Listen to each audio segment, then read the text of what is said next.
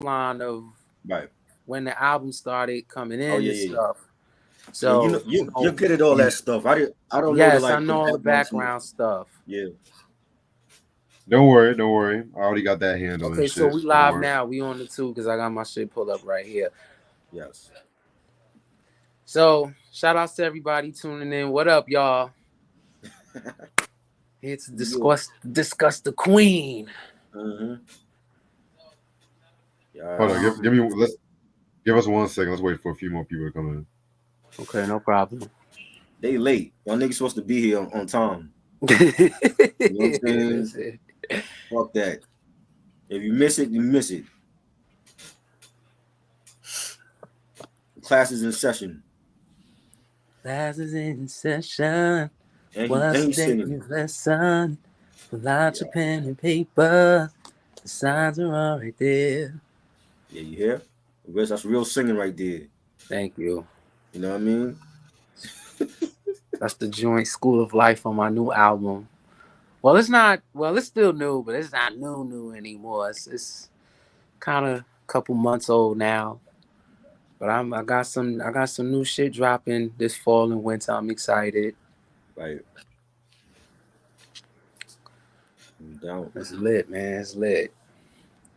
Wait, where am I? Okay, let me keep the light on me.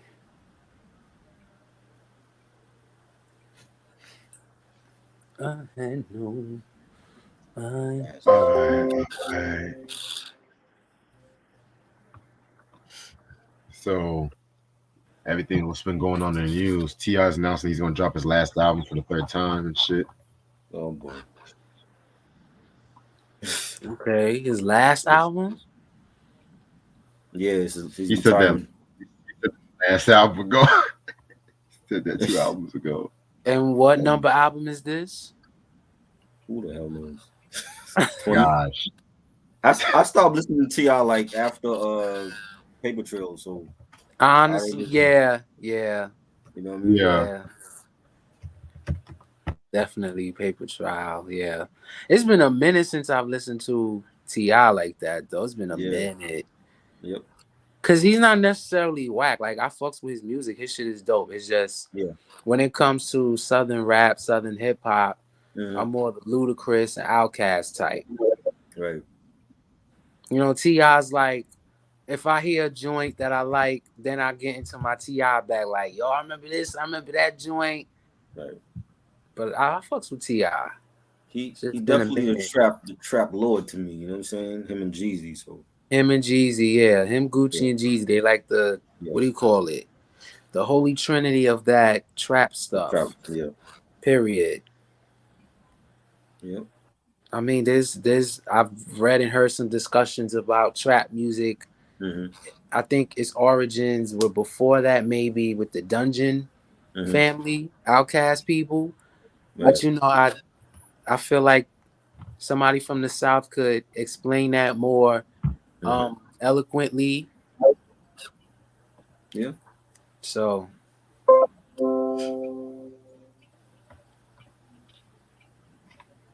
Yeah, people there's also UGK too. People forget about them when it comes to trap music. Right. yeah, Bun B. Nah, not Weezy. Weezy not a trap artist. Who said right. that? Who you think said that? Mr. Tupac over here. Do your homework. Nobody ever say Weezy's a trap artist.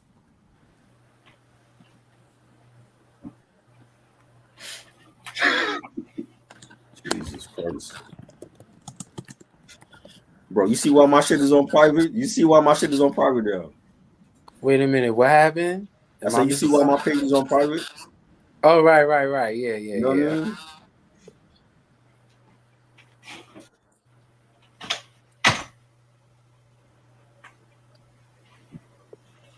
I almost said something on this live. I ain't even gonna say it. What you was gonna say? Nah, say And it. I'm in regards of bro saying why his page is private.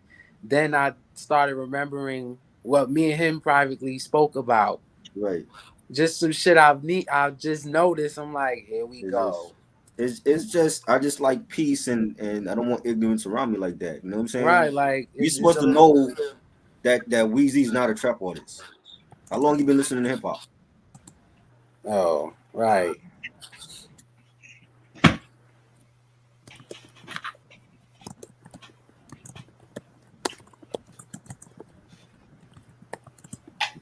Sometimes I just gotta educate these fools sometimes.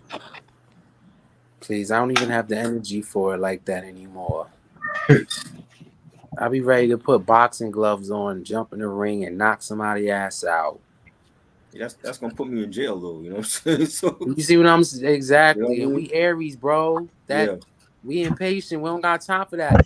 I feel as though like whatever we discussing, whatever the topic is at hand, people want to steer off or move the goalpost or change mhm, the trajectory of what the topic is about via the right, discussion. I'm like, that's not what we're talking about because right. people want to be right so bad. And Uh-huh. it's okay to not be right. It's okay to be like, oh, I didn't know that. Thanks for putting me on. Thanks for giving me a new perspective. Like, people don't do that anymore. That's why I don't Right, do discussions a lot anymore. It's like, bro, you didn't know that. So just right, admit that. And it's okay. We all can right. learn from each other. It's not that serious. Facts. And it's even worse when you have people, everybody and their mom is a music critic now. It's like people come on social media just to be critical. Yep. It's like, do you even enjoy things anymore? Y'all just finding a reason to be critical. Like, Right. you could be like, Essentia is my favorite water. You drink that bum ass shit, that's why your skin dirty. That's why your hair fall. Like, it'd be stupid shit like, bro, all because Yeah. I said I like this type of water, or because Right. I said this was my favorite color, this was my favorite brand of sneakers. Y'all weird out here. Like, it's not Mhm. that serious. Facts. So, and people got opinions. I, Shit. don't like something, y'all like it. Cool. I'm not about to rah with you over it. It's not that serious. Like, go touch some grass. I'm saying. But anyways, Shit. so yeah, he put Happy Mary in parentheses. That's I would There's a say, reason why. There's a reason. well, yeah, she met this Yeah. dude. She was dating him during the No More Drama era, hence No Never Been and Flying Away. These songs are examples of her talking about her bliss in this relationship with this man. And specifically on Flying Away, she was describing that love making experience of, how you make each other feel in that moment. Right. But, that was the Happy Mary eras. Right. Um, I want to rewind back a little bit to that end of the Mary album era into the No More Drama era. So, for those who've listened to the joint Confrontation, which is like a B-side on the Mary album, or if you got the limited edition. It was also on the Funk Master Flex and Big Cap joint, Mhm. Tunnel. The Tunnel, right. Yeah. My mind went blank. Yeah, that. She said she mentioned a volume 2 in her verse. Mhm. And we were supposed to get a volume 2 originally. She said on BET's testimony, if y'all remember that, she said when it came time to release that volume 2 of the Mary album, she wasn't even in that space no more. Oh She's wow. like, scratch that. Dun, dun, dun, dun, dun. Let's get it. Crunk. We got No More Drama instead. Now, Yeah. Family Affair is Hold on. not. Hold on. Hey, let's introduce the show. Let's go by song and song and song. Let's introduce the show. Do our introduction, everything right quick. I get it. I get you into Mary. Let's Wait, just. I was just getting started, bro. I'm getting into it now. I I was know. just giving how the album came in. That's the history I'm getting into first, then the I song know. the song. I got this, I bro. know. I It's just know what I'm doing. I got He this. he it's he a wants to certain, do. Yeah. it's a So certain yeah, format. yeah. So the original, I think, Let- yeah, the first single was supposed to be Before, but Boxing. let's do the intro and let people are not familiar with you on here. You know what I'm saying? Oh, my bad. Especially So, these niggas that listen to Tupac all day. They don't know you.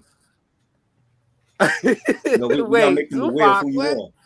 People Yeah. still on that Jada Pinkett high right now? That's Yeah. that's No, what's I'm going on talking or about something? like Tupac from 20 something years ago. They still on that. They don't know how to listen to anything else. So we got to get them familiar with who you are. You know? Okay. So for the people that's watching, my name is Jalen J Dogs Hemphill, aka the R&B boy, aka the Prince of Hip Hop Soul, and we're here to discuss the Mary J. Blige albums, No More Drama and Love and Life. You know what Sam said? Sam, we not talking about you, Sam. Oh, see, Man. y'all, All you can right. read the comments from the. Yeah.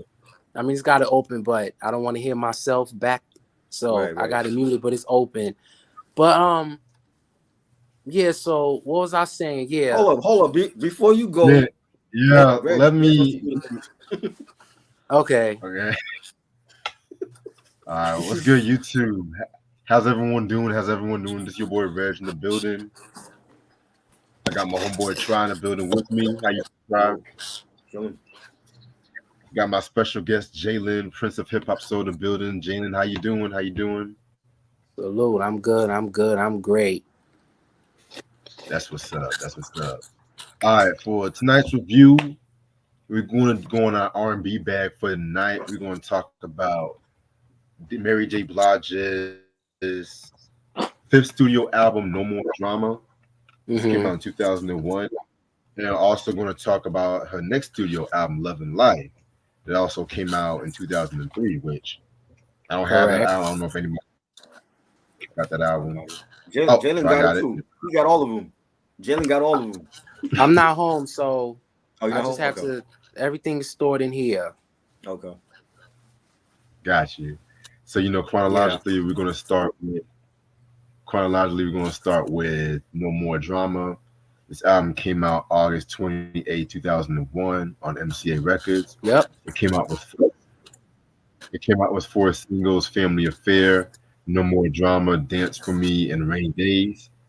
It Yep. was produced by Mary J. Blige, Ron Lawrence, Charma- Charlemagne, Dr. Dre, Missy Elliott, Kenny Slade, Irv Gotti, Dane Grease, Kiyama Griffin, Rich Harrison, Gerald Isaac, Jimmy Jam and Terry Lewis, K1 Million, Neptunes, Walk Wilder, Swiss Beats, Chucky Thompson, and Mario Winans.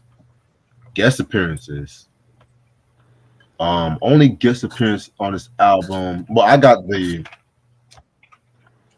OG version to be real with you. I don't got the 2002 Right. re-release Oh, and okay. You got everything. the blue CD. Okay. Yeah, because I know the re-release. That's the joint with Rainy Days with Ja Yeah. Rule Yep. And he think I and don't know, and the remix of No More Drama, and that came out in January 2002, the 28th. so that version came out in 2002. Yeah. Okay, cool.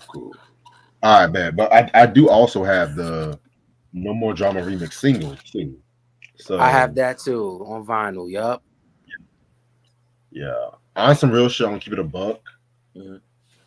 I have not heard the Thunder Puss one. I heard the Diddy one a while back ago and shit, but The Thunder Puss is like a club remix because Mary has a Dance for Me remixes collection. I have that as well. It's a club remix. okay, got you. Those All right, those kind of those kind of club joints. got you. All right, so if you guys have watched our channel, we've talked about Mary J. Blige's first four albums. Well, first four and the remix album. What's the 411? What's the 411 remix? My Life, Share My World, and the Mary album. So you guys should have a general idea of the who Mary J. Blige is at this point. So you mentioned earlier, Jalen, that she was supposed to have done like a volume two, but then she didn't want to do that volume. So talk more about that. Right. After the Mary album, we were supposed to get a volume two, like she mentioned in her verse on Confrontation. And then when it came time to release that volume two, because the volume two was supposed to be a more hip hop side. And like I think it's like 2 or 3 songs on YouTube Same time, same place, same time with Silk the Shock, I think is on it. Oh God. It's a really dope song.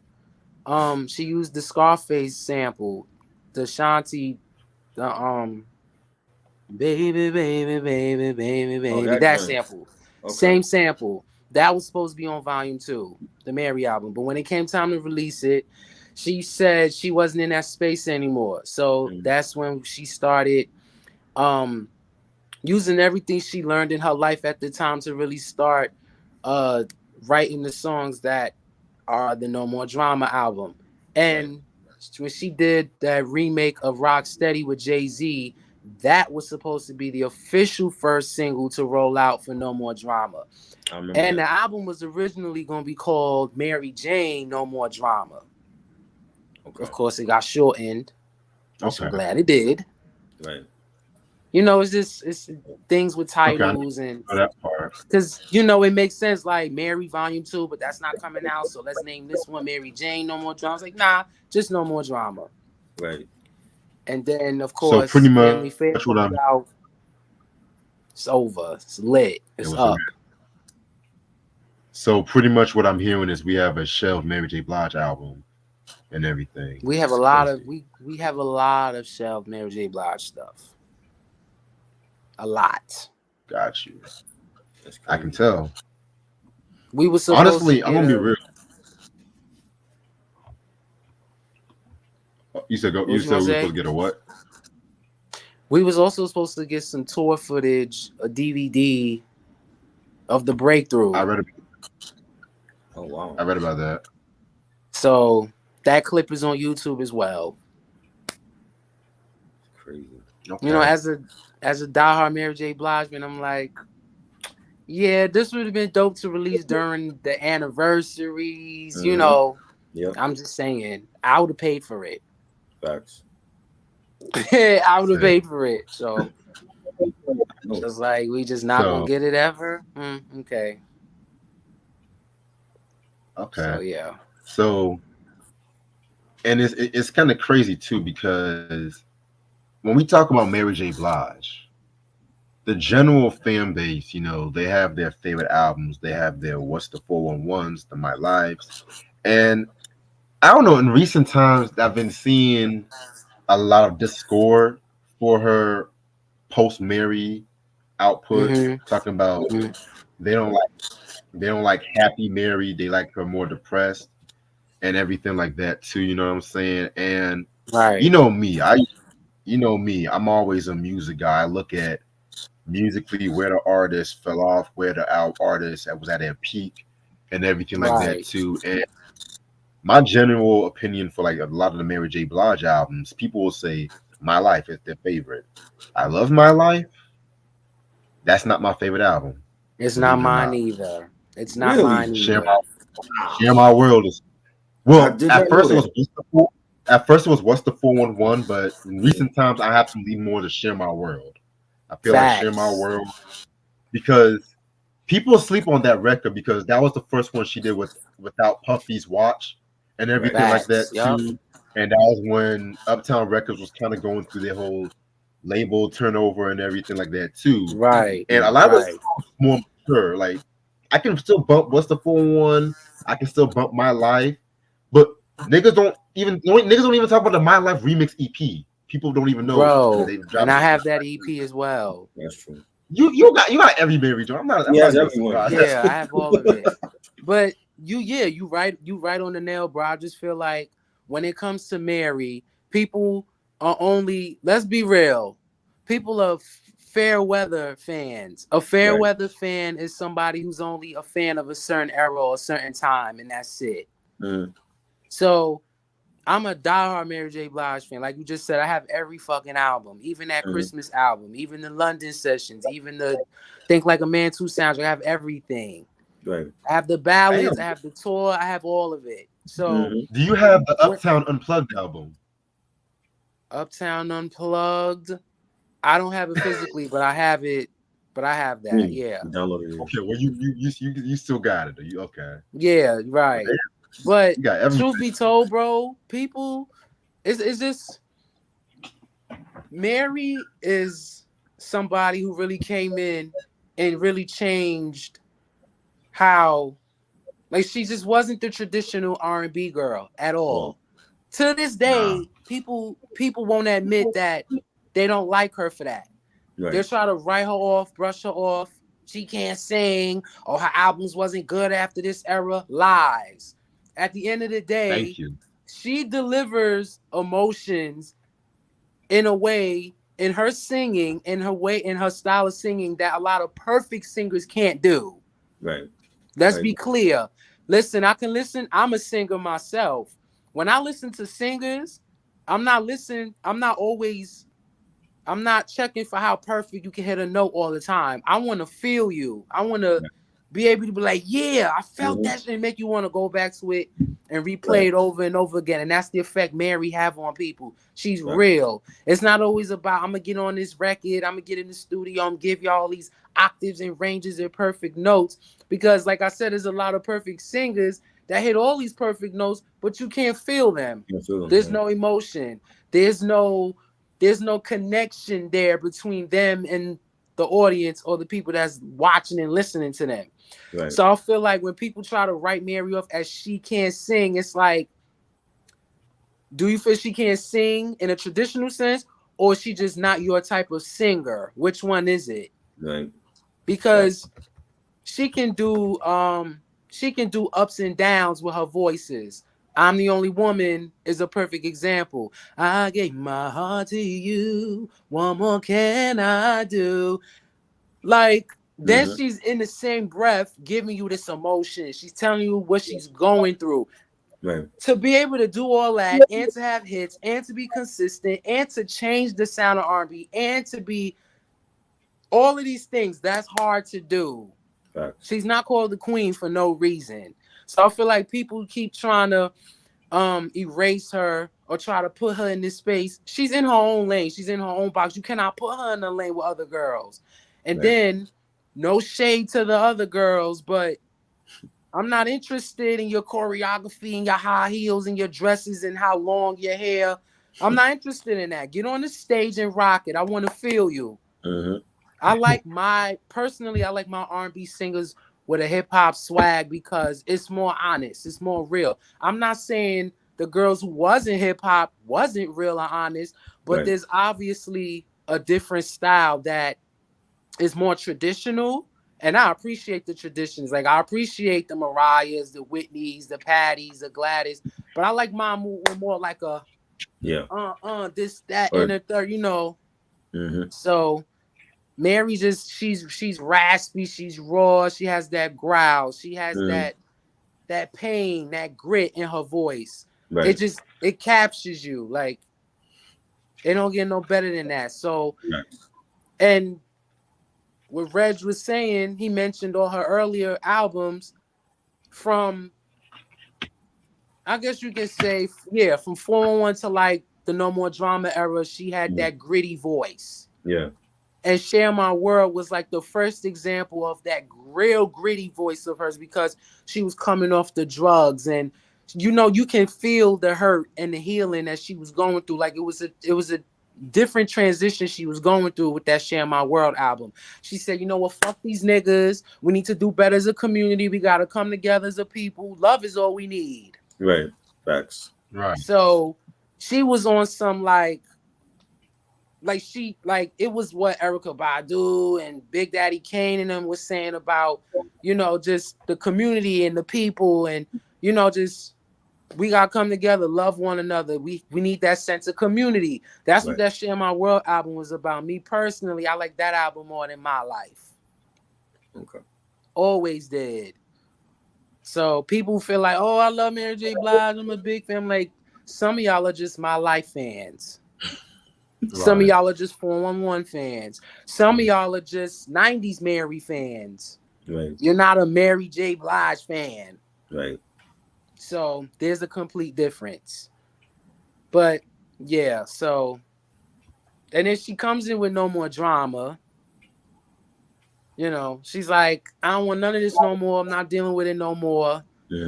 Get that out of here. We're going to party again, because with the Mary album, they wasn't ready for her to go the crossover pop lane. They was Mhm. like, this is cool, but Right. So with No More Drama, I remember in the interviews, a lot of the interviews in that era, she was saying how she has to take it back. She has to come back to the hood with it. We got a party again. Yeah. So she even she referenced that in the MJB the MVP song. She said, then I dropped the Mary album, man. People would say that it's just not gonna work. They didn't think they wasn't ready Mhm. for her to go cross over like that. So Right. it's just I don't know. The album is dope. The Mary album's amazing to me.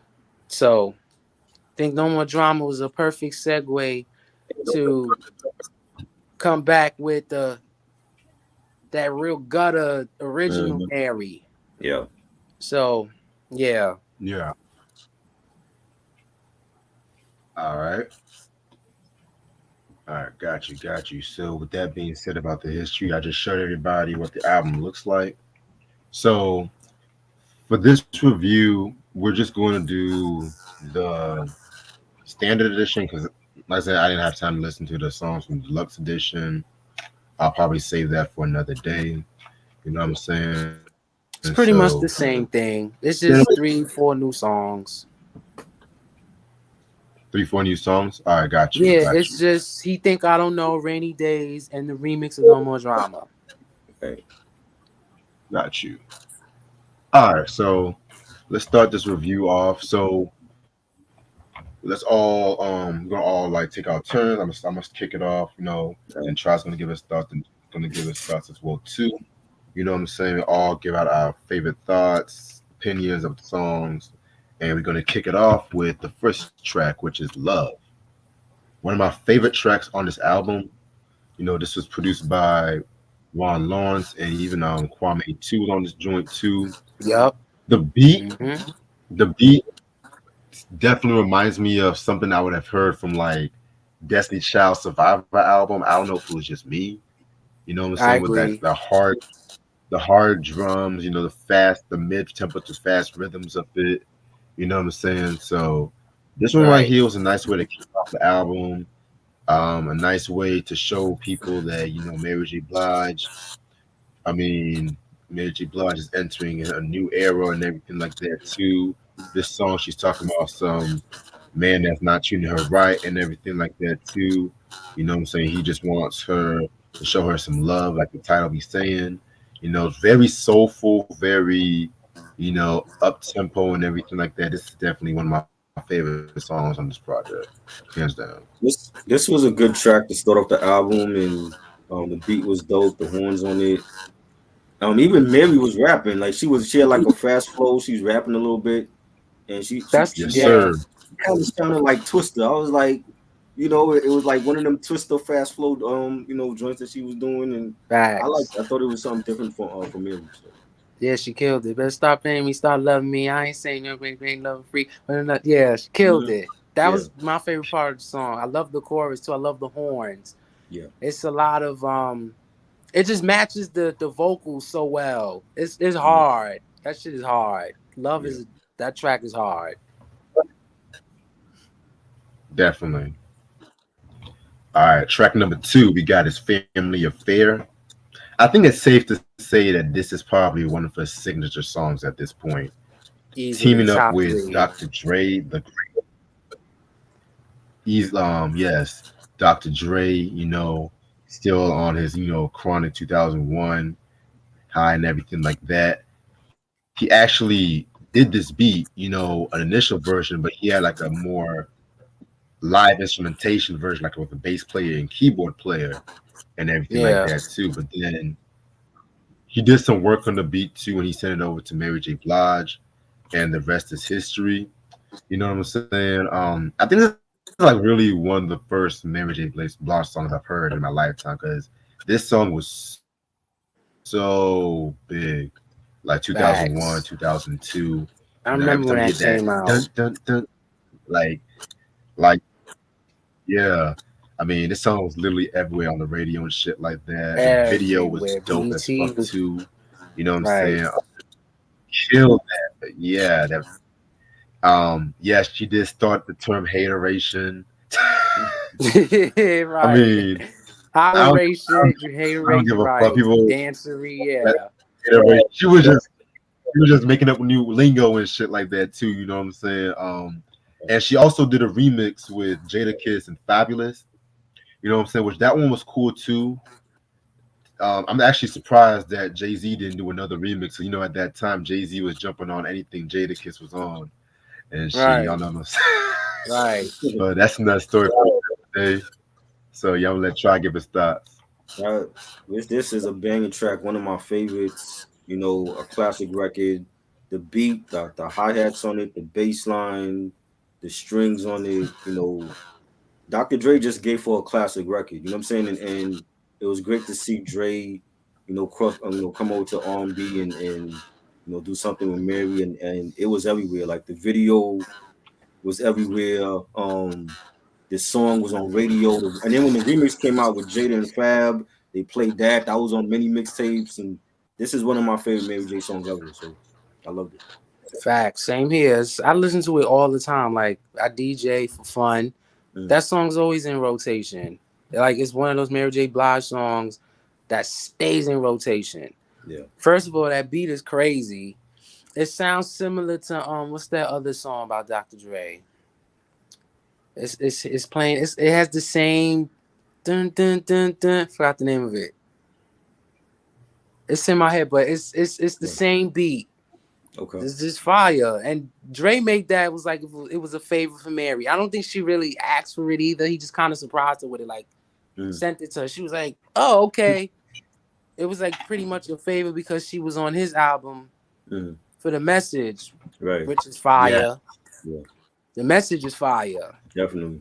And that's my and I favorite. think on that same Dr. Dre album, she used another beat on that album for the remix of Rainy Days.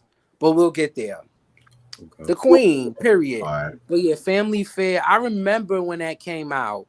So it was on BET every Mm, 5 minutes. The video was on heavy rotation. It was everywhere. It was huge. I yeah. think that's Family Affairs like a top five biggest Mary J. Blige hit. Yeah. Period. So Definitely. Yes, yes. I definitely agree with what both of you guys said. This is definitely a classic song. Not just a classic Mary song, but a classic R&B song. Period. Like Yeah. R&B, hip hop, soul, whatever you want to call it and shit. but I Um, also want to touch on I think the obvious part about Family Affair, what makes it so classic, it's in true hip hop style, it's in true hip hop soul form. Like she's singing, but it sounds like she rapping. Right. Like she just eating that beat up, Oh, yeah. like the way she it's just a bop to it. It's just hard. Definitely. So I love it. So definitely. Yeah. I track number three, Steal Away. This also has an appearance. This also has an appearance from No Malice from the Clips. I'm not gonna hold you guys. I didn't really care for this song to be real with you. I didn't care for Pharrell singing in the first verse and shit like that. Yeah, it's another Neptune song I don't like. What is um and I get the song. The song is like basically just about escaping life, having a good time and everything like that. I feel like it should have right. been just Mary on this joint though. I mean, Pharrell singing, he does this fake James Brown singing around this era. I got so fucking tired of, So yeah, I'm a, I I'm can a, take it or leave. I'm gonna tell you, it was okay. I don't think it was a great track, and I love the Neptunes. I just Yeah. felt like it was regular to me. You know what I'm saying? At this point, anything Pharrell did, whether it was with Khalees or the Clips or Justin Timberlake, he was gonna be featured on it, somehow, either on the chorus or he's gonna do his little ad libbing or he's gonna rap. So I'm not surprised. You know what I'm saying? I just felt like the beat was just okay. It wasn't nothing to me that stood out from the Neptunes at that time. But it was. This is what 2000, 2001, 2002. Yeah, 2001. Right, and he's doing stuff for Khalees and Justin, and I'm like, you gave them big hits. You know what I'm saying? you're doing the nerd, the NERD stuff. I'm like, I felt like we just got like a bland track from Mary. You know what I'm saying? And it was okay. You know, Malice, he's okay. I prefer Pusha. I think Malice is great when he's with his brother. When he's solo, it's a different story, but it was okay. All right. I like it. Okay. I do think because it's not a top 5 on the album for me. Right. I like it, but it's not like something I'd be like, crazy over per Yeah. se. But I like the song. It's hot to me, but yeah, it's not like a top 5 or a top 3 on the album for me. Right. But I like it. Respect. All right. Track number 4, Crazy Games. This one right here is another dope track right here. This is produced by Kenny Flav. This track, is just pretty much, again, going to a regular nigga cheating on me. I'm a better woman and shit like that, yada yada. You know what I'm saying? Mm-hmm. But at the same time, I feel like this is vocally one of the best songs on this project. To keep it up with you, I agree. Yeah, I feel like the vocals definitely exceeded expectations when it came to this song. Because on paper, it might look like another Not Gonna Cry, you know what I'm saying? Yup. But I feel like it definitely added a more edge to it. She's Yup. like, oh, been there, done that. Okay. Mm-hmm. Right on the nail. Yeah, I thought it was good. It had a dope beat. I like the bass line to it. You know, it was a solid album cut. You know. Yeah. It's one of my favorites. That's the top 5 on the album for me. I just remember when the album first dropped and I got it, I was like, yeah, that song had me hooked. Like, Yeah. this is one of my favorites on that album. So that's why when she dropped the re-release edition, I'm like, what happened to this song? Like, some of those Right. Crazy Games is one of the songs that didn't appear on the re-release Oh, they took it version. off. Oh wow. So I was like, we gonna get into that later why there's a re-release version. But it's one of my favorites. I love the beat. I love the bridge. I The know. bridge is my favorite part. This is one thing I will not tolerate. I'm not for this abusive. That's just fire. That's my favorite part of the song. Definitely. All right. Next joint is PMS. Possibly my second favorite song on this album. My first one might surprise y'all, just letting y'all know. So she takes the classic Al Green song Simply Beautiful and pretty much does her own rendition to us and stuff like that too. Self-explanatory, she's talking about, a premenstrual syndrome and everything like that too. And she actually did a thing with this one. This is definitely one of the most raw songs she's ever done, period. And everything like that too. Yes, whenever people I don't even think say we had another record like that from her like that again. Nah. Like whenever people say, "Oh, she can't sing," she can't sing. I just say, "You gotta listen to this track right here." You know what I'm saying? And yeah, man, she definitely did this song justice. A favorite of mine. I think this was great. She sang it, she killed it. Just talking about not feeling good and having one of those days. And I like the Al Green, sound of it, and I wanted to ask you all, who did it better, Mary or Monica? And Monica had, don't take it personal. She didn't come out and saying so many words like I'm gonna have PMS, but Mary titled the song PMS and she killed it. Honestly, I gotta go with Monica. Just Monica. the way how she delivered that track. Honestly, Right. Jamie. Yeah, because I was just thinking like, oh, okay. Well, I was going. Okay, so this PMS is very much. She took it to that classic blues style, Yeah, but the way she flipped it and the style, the way it was delivered, it was very hip hop. right.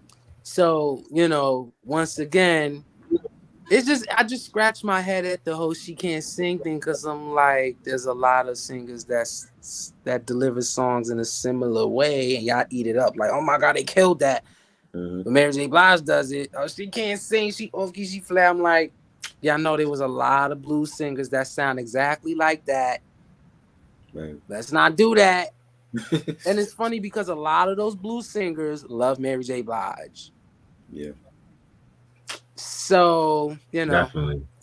PMS is a dope song. She killed it. Like yeah, you said, like y'all said, it's one of her most rawest songs. Like the grit, the growl, the get out of my face. I don't care about your problems. right. And I think it was a perfect segue for the next track on the album. Perfect segue. Yes. Yeah, Like that And that placement was next track, perfect. yes. And that next track is actually my favorite song on this album, which is the title track. Definitely, definitely one of my all-time favorite Mary J. Blige songs, produced by the great team of Jimmy Jam and Terry Lewis. They sampled the theme song to my favorite soap, Young and Restless, and shit like that. Just cute, that's cute. Just gotta keep it above. Just gotta keep it above. It's the genius And of Jimmy Jam and Terry Lewis. yes, because it's just like, wait a minute, because niggas forget back in that time, black people loved them some Y&R back at that time and shit, like, especially when Shamar Moore was on that fucking show and Right. stuff. But that's another story for a different day. But yeah, this is definitely a song when she's basically just telling herself that she's not going to let the drama define her. She's going to keep moving forward and everything like that too. The best Mary J. Blige video too, in my opinion. Keeping it real. I want to keep it real. And they actually got Mary Mm, J. Blige a VMA for best R&B video wow. back when MTV yep. actually cared, showed dope Right, music videos instead of right. Yeah. TikTok videos and ridiculousness. But that's Man. another story for a Right. different day. But yeah, this Yeah, is I thought it definitely was. one of my all-time. Yeah, but this is definitely one of my all-time favorite songs on this project. I love the outro when the chorus comes in, just gives me Yeah. fucking chills and everything. Like, I don't wanna lose. I was just like, okay, Mary. Like I can every time you hear Yeah. that song playing, Mhm. a black woman just clapping her hands, just crying, saying, "You go, Mary, sing it, Mary." Exactly. Feeling that fucking. Exactly. You know what I'm And saying? Like, and that song, see, I'm glad you said that, Reg, because that song, everything you just said, in the experience of when people are listening to No More Drama and that climax, when that song reaches that high, when we listen to that song Mhm. and the song gets that high, nobody cares about how perfect she's singing on the song. We Right, care about that right, emotion. We right, care about what she's fighting through and getting through on that record. Period. right, It has nothing to do with octaves and ranges and how on key she is. Nobody gives a fuck about that. We care about the feeling, the emotion. right. That's traditional blues in a Mary J. Blige record. That's traditional soul in a Mary J. Blige song. Period. like she got Right. in her Etta So once James bag. again, so that's why I be like, please, once again, I want people to miss me with the whole she can't sing stuff. Irrelevant, please. Yeah, I They thought it love was a the great song. song. I think it's one of her best, like vocally, sung songs. The beat, the strings, even the video went with the song. There's a lot. It's real Mm-hmm. melodic, and this, it just showed the the the talent that this woman had since what 92. You know what I'm saying? And it's definitely like a great title track and what this whole album is about. So yeah, I thought it was a great record.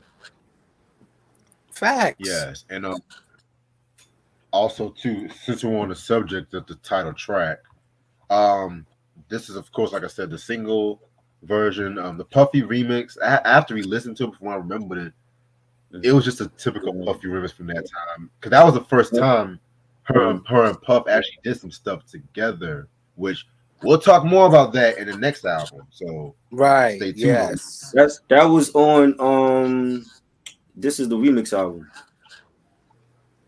Bingo. The remix Yeah. album? Yeah, it's on there. Yep.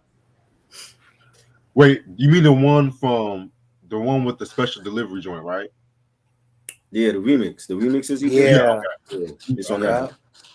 yeah, I got that joint too. I think I got that for free too. Somebody gave it to me for free. I was like, fuck it, shit. You didn't have to pay for it. Right. I just wanted I wanted just for that special delivery remix and Right. shit. That's what I wanted it for. Yeah. But we all said our thoughts on this joint too. Anything else we gotta say? Yeah. I also feel like the song. I think the song was also giving us this like symbol of like, okay, this is officially the new Mary J. Blige era. Like, Like she's putting an end to all the drama and all the years of pain and Oh, you right. behind her. You know what I mean? And it's like, okay, we moving forward. This album was like, we gotta get all that off. mm-hmm. I'm over it. I'm tired of it. So no more drama was the Yeah. perfect song for that. And Yeah. it was just all around perfect. It let us know like, okay, we about to get a new Mary. Right. Right. Okay, bet. Perfect.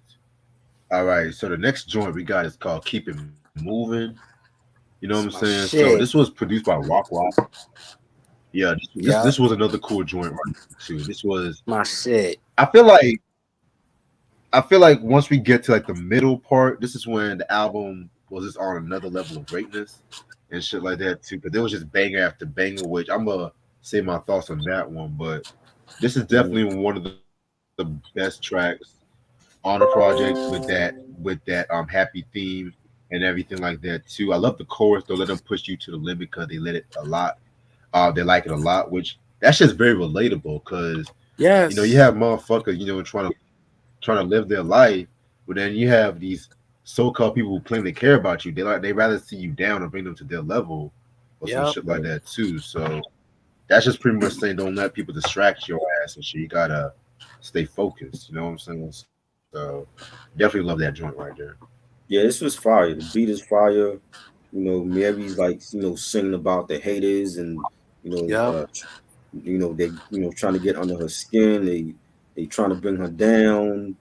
She's trying to better herself, and this we saw like the maturation and growth of Mary from the '90s and going into a new decade with this album and the different themes on the songs. And I think this was like her fed up album, like just doing away with all the bullshit Hell and yeah. it's like a rebirth for her. And I think this is like one of the songs where she like sings about that. Right. Right. Yeah. Right. Keep It Moving pretty much was inspired by her hate and her dislike for the media and how they tried to portray her. So Right. adding on to what you said, bro, she was like done with the haters and like that's Keep It Moving is my shit. Like this is a Yeah. top 3 on that album for me. Okay. So vocally, and then when she hit that note in the middle of the Hmm. song Yeah. and then goes back to the chorus, Hmm. and then the ending, the ending, I laugh about it because of how Hmm. serious she was. Right. That beat me right down to the nitty gritty. Like Hmm. she's not playing. Not playing. Like you really break it down lyrically. It's almost like yeah, go ahead and try me. I'm a rock this shit. As I'm tired of Right. y'all. Like Right. it's you laugh. I laugh about it because it's funny. You know how when you understand Mary Hmm. and how her Yonkers days, her hood Right. days. That energy was on that song. Facts. But she was also in an era where like we saying she's evolving. She's a grown woman. Right. So she's like, I ain't got time for this. Like keep it moving simply. Put it Facts. plain and simple. So it's one of my favorites on the album. Yeah, Easily a top 3 for me. definitely, definitely. All right, so next track we got is fuck, Destiny. Destiny. That's the next track on the record. Next track on this fucking record. Um, what I got from this track right here is again, it's like a continuation of keeping Right. it keep it moving. You know, on her quest to Yep. find the right happiness, on her quest, to find herself. You know what I'm Right. saying? So Right. again, another great song right here. You know, I love the message with this track right here too. So yeah, Hmm. one of my favorites. This had a dope track. Nice beat. Love the bass line for it. It was banging. Yeah. Destiny. Yeah. I also feel like it's a continuation of Keep It Moving. Right. Plain and simple. Like it's, and then it's more like it's not a ballad per se, but it does give a more ballady vibe than Keep It Moving does. Yeah. Keep It Moving was like raw and hip hop, and Destiny is more like a ballady R&B ish, uplifting kind of like spiritual record Right. where she's going from here to there, going from one place to the next, and just rising to for go to her happiness, like to be free from the bullshit she been dealing with forever. So Right. I love the record, and it ended Right. up on the Precious soundtrack. So, Oh, what that movie. Huh? I said, "Oh Lord, that movie." I never saw that Yeah, movie. Never watched it. bro, it's intense. Yeah, I It's an heard. intense movie, I and don't know it if I'm gonna fits. watch it. Like that song fits. Like it fits the Yeah. movie. So that's a very intense movie. It's a great movie. Very intense. Right. All right. Next track we got is "Where I've Been" featuring Eve. Um, I don't want to keep it. I'm just gonna keep it real. I don't like that beat from Swiss Beats. Um, I don't like that beat. I don't know what kind of. I mean, I love the song. I love Mary J. Blige and Eve's part because it was just talking about what I got from that song is like people will say, "Oh, just because you're on TV, you forgot where you came from. You Yep. haven't been through the struggle." So Right. what it's saying with this track right here is that we've been through it all and stuff like that, but we look to the future, we look ahead, if that makes sense too. I mean, but it's the beat. I feel like the beat was just kind of weak, and this was like definitely one of the time when Swizz was just falling off. I'm just keep it real with you. You know what I'm saying? 'Cause the Swiss beats I like, Hmm. I will say like 96, 97 up to maybe 2000. He's been kind of hit Okay. or miss after and shit like that too. But then, yeah, man. But I don't know. Man. This one, love the song, but the beat, I just didn't care for it.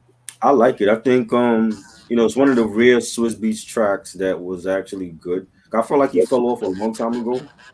Like I want to say like right after Blueprint 3. You know what I'm saying? Like he just took Mm. the eyes.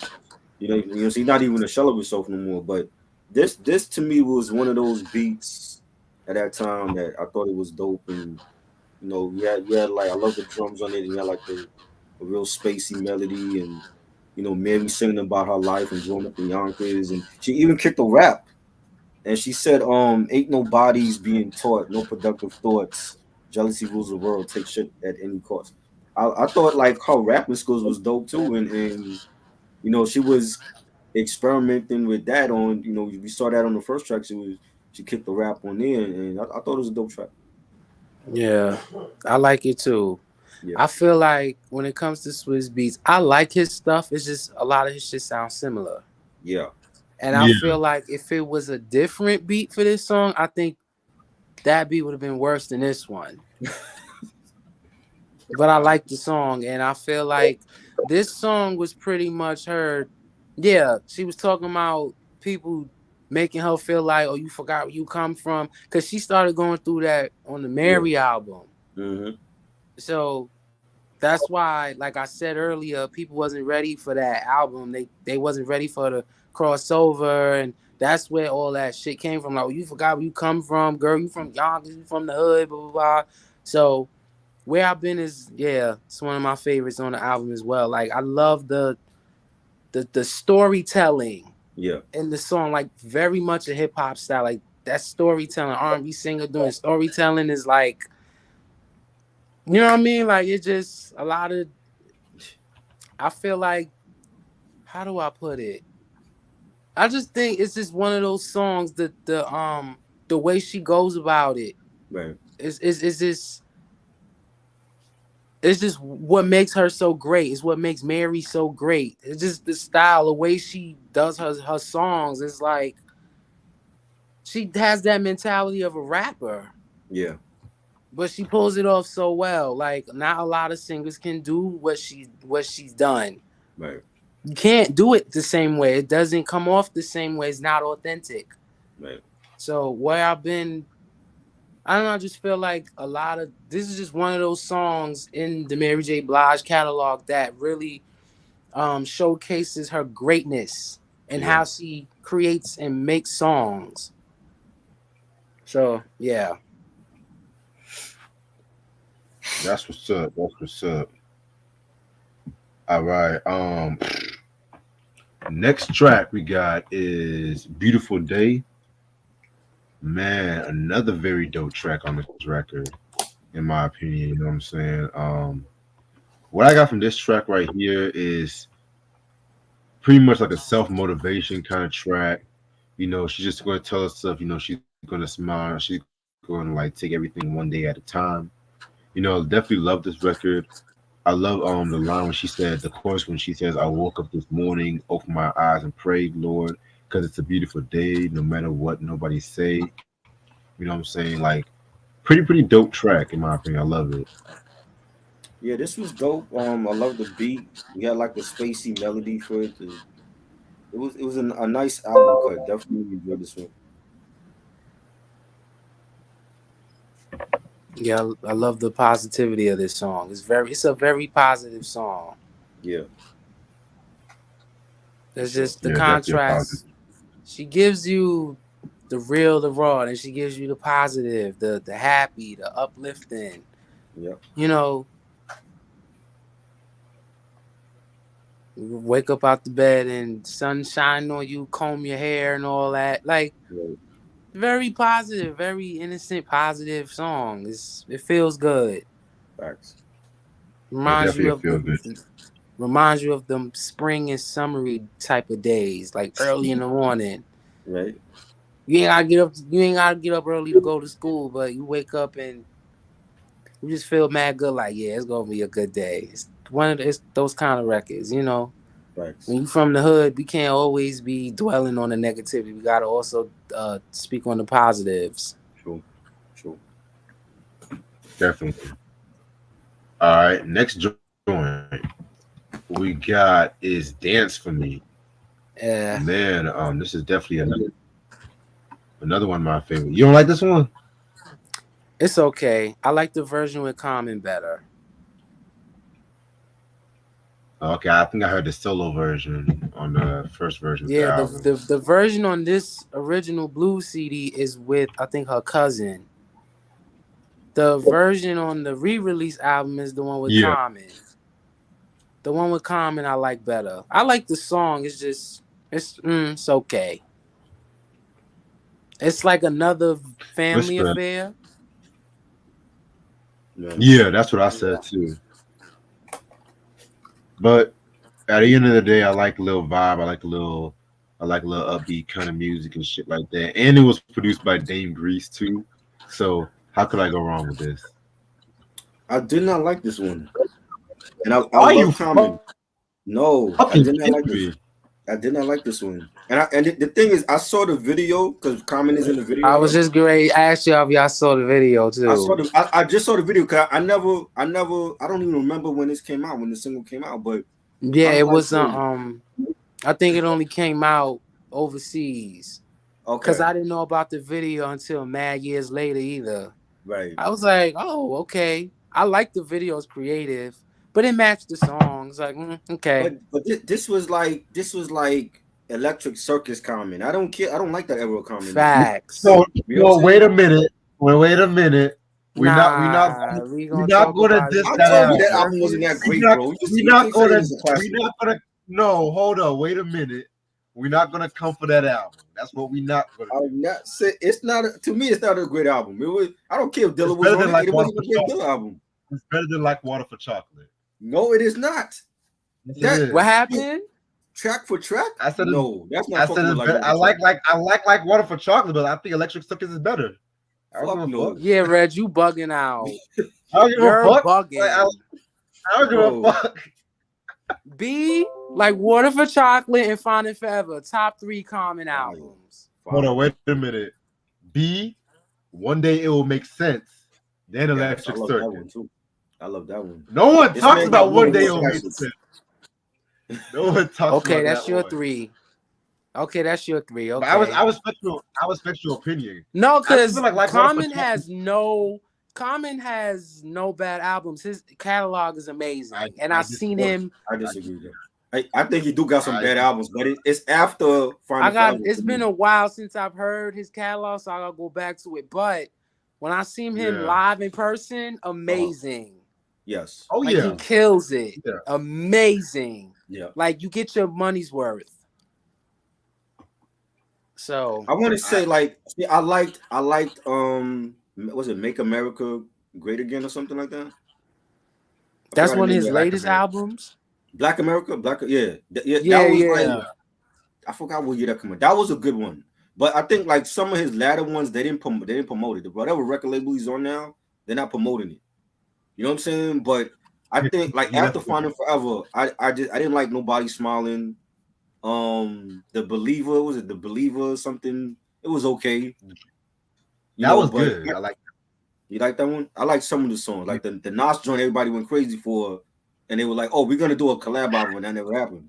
You know what I'm saying? But all his other albums, I'm like, I didn't even check for those. But to me, like he got more than one and like Water for Chocolate, top 2. Yeah, for sure. Top fucking 2. I like Water for Chocolate. It's a classic, but it does get a bit overhyped, like a little bit, overhyped. I mean, overhyped? Nah. It's a great album. Wait. Okay, it is a great album. Niggas. Come on, listen. It's a great album. I like it. But to me, Electric Circus hit me differently. That's all I'm trying to say. I'll go back to Electric Circus. I'll go back to it. But when Andre did that with the Love Below, everyone went crazy for that shit. Love Below was a great album. What you mean? It was. How you compare Love Below to Electric Circus? Common did that format first and shit. Oh my lord, he didn't do it well. He can't sing. You know what I'm saying? He can't sing. Andre could carry a note, and he produced it everything by himself. He went on to get Dilla and everybody else. Okay, but still, Love Below has some air songs to it too. Let's keep it a buck. No, I don't think there's no bad song on Love Below for me. I love that album. You know what I'm saying? Damn, it's been a minute since I've heard. You remember when we did that review? I said Love Below to me was better than Speaker Box. I've always felt like that. Oh, see now I definitely gotta go back to the album. It's been a minute since I've heard these albums. I gotta go back and listen to them again. I can't even compare those albums. Like, see, because I like both. I feel like both have their pros and cons. What's the cons for Love Below? I think I'm in love. I don't know why that's in my head, but it is. If I had to pick a con for Love Below, you got to think about it. If I tell you that, yo, Nostradamus was not. Hey. Well, if you told me, why Justified was not a good album, I will give you a straight ass answer. But at the same time, I felt there was some songs that was longer than other on Love Below. That's probably as far as I can go. You know? I just felt like it was more well produced than Speaker Box is dope, but it's not my favorite Big Boy album. Like I prefer Chico Dusty. I think that was better. But I think Love Below was a great album. You know what I'm saying? Which is why people want more of Andre. And He hasn't given us that. So He's too busy playing instruments and shit, like the kalimba and shit. man. Wait a minute, what's But wrong with anyway, him playing instruments? no. I didn't say nothing was wrong. I'm just saying, like he's not focused on doing music. He just wants to live life. That's what I'm trying to say. Yeah, he got right. he got writer's block Yeah, or some shit. Facts. because trust me, honestly, I'm gonna be real with you. This might sound very crazy, but I'm cool if Lauren Hill and Andre don't release another album Right. and shit Yeah. like that too, just because they're living Oh, life and they, um, yeah, I feel like with some artists, it's like you don't need to drop nothing else. We're good. Not that that's a bad thing. It's just what you got, what you gave us, we're good with. Hmm. Like you don't want to ruin it or Hmm. tarnish your legacy by giving us something, Right. out of fear that it'll be bad. So Hmm. it's like we're good, we're okay. And all they're gonna do is compare it to their classic work. So it's like Yeah, that's what they're doing we now with right the in new this Exorcist era, movie. You see how the right? new Exorcist movie didn't do good because they're comparing that to the original. You can't do that. You got to go right, in with this is its own project. Yeah, and I just feel like in this era when people drop new stuff, people quick to criticize it or quick to name it album of the year. Like, Right. damn, y'all, It just you came ain't out. even let it soak in. You ain't even Exactly. wait a couple of months. Yep. You just, oh, it's trash, or oh, this is the greatest album of the year. Like, I can't with that, yo. Like, it's crazy. right, I stay off. I keep right. But scrolling. Somebody drop a new album, I keep scrolling. Right. but anyway, let's continue on with this review. Flying Yes. Away, one of the one of the most soulful songs on this album, in my opinion. I definitely feel like this is a very underrated joint right here too. You know what I'm saying? Pretty cool song. It's just it's kind of giving me mini Ripperton kind of Yup. vibes and shit like that. I don't know if like I agree. rest in peace, Minnie. Rest in peace to her. But yeah, man. Definitely a very soulful joint. You know. Yeah, this was great. I love this song. Had like a real smooth melody. The beat was fire. Mary killed it. It was real soulful. Yep. Yeah, this is one of my favorite songs. This is hands down one of the best songs on the album. Like no debate. I just feel like y'all said it already. It was just a great. Like it's just I don't know what else to say. It's a very underrated Mary J. Blige song. Yeah. It's one of the greatest songs on the No More Drama album. That's it. I agree. All Perfect right. segue for the next song. Yes. Next song, Never Been, featuring Missy Elliott. You know what I'm saying, on the production as well too. You know, Missy Elliott, man, she a fucking dope ass artist. I'm so glad she's finally getting her Definitely. accolades now because I'm Bro. so fucking tired of everyone's saying Kim and Foxy and Nicki. They act like Missy held the fucking game down Oh yeah. for a good minute and shit too. You know what I'm Missy saying? is But just, yeah, she's a beast. And not only is she a beast, but she brought a lot of girls to the game. Yep. And not one of the girls that she brought was whack or Right. mediocre. They all were great, Hmm. especially for singers.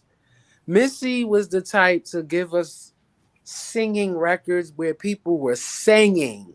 Right. You know what I mean? It wasn't like like we were getting like Hmm. we was getting some real like singing. And I think she said she was influenced by the Clark sisters, Right. oh which is yes, like, I didn't grow up on gospel, but I know who the Clark sisters are. I've heard of them. They are incredible. Like they're not Yeah. even human. The Hmm. things they can do with their voices. So to hear that influence in a Missy is like incredible. And then Missy brings that to other people's records. Whoever Right. she writes and produces for, you can hear that influence. It's incredible. Yep. Missy's a beast.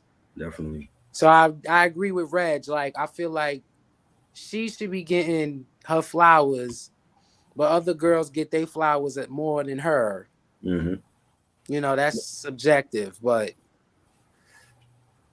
Never Been is like the perfect segue too, because on Flying Away, she's talking about being in love and all of that. And then she take it to another level, like, oh, I never felt like this before. Simple. I don't know whose computer is doing that. Y'all need to mute that or something, because that's ghetto. That might be me. Is that me? I That's don't know. yeah, that's Like, me. Oh, That's okay. me. Yeah, that's Yeah, my it was. notification. It was definitely a great track. I remember hearing this. I think it was on a mixtape before the album came out. And Missy was really? already she was already a big star at this point, and she's did so many hits records for different artists, and she and Mary always been close, and yeah, this was a dope track. Right. Yes, yes. All right, next joint we got. To you. Yeah, to you. That's the next joint. Yeah, man. Oh wait, hold on. Wait a minute.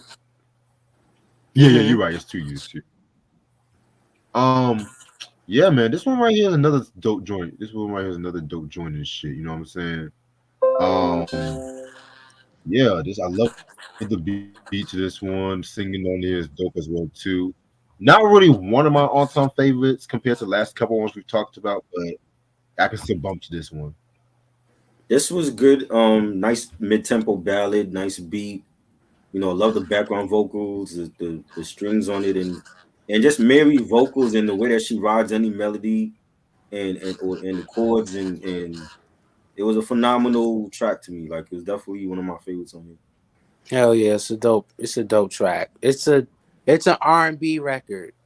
Yeah. Because Mary gives us different. We get R&B, we get soul, and we get hip hop. This is an R&B record. Hmm. It's just it's a flawless record to me.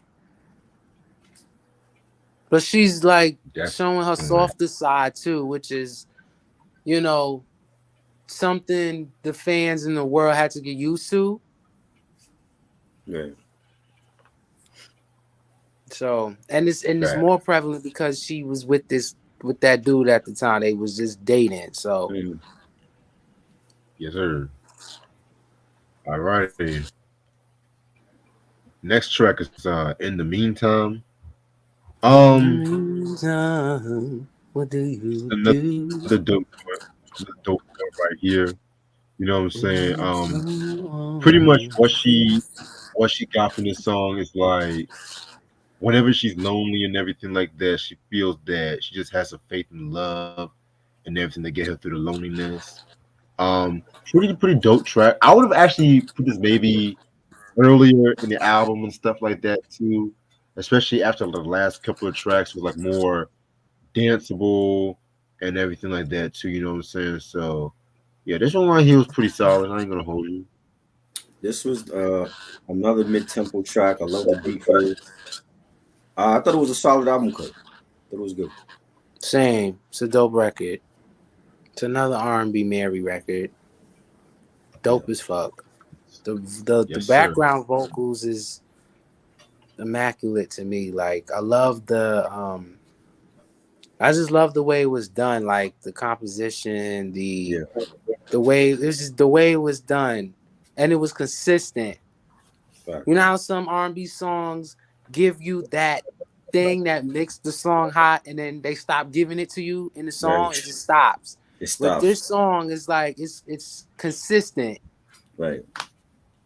The Right. background vocals are consistent. It just goes out throughout the song. I love it. Yeah, I definitely agree with you about that.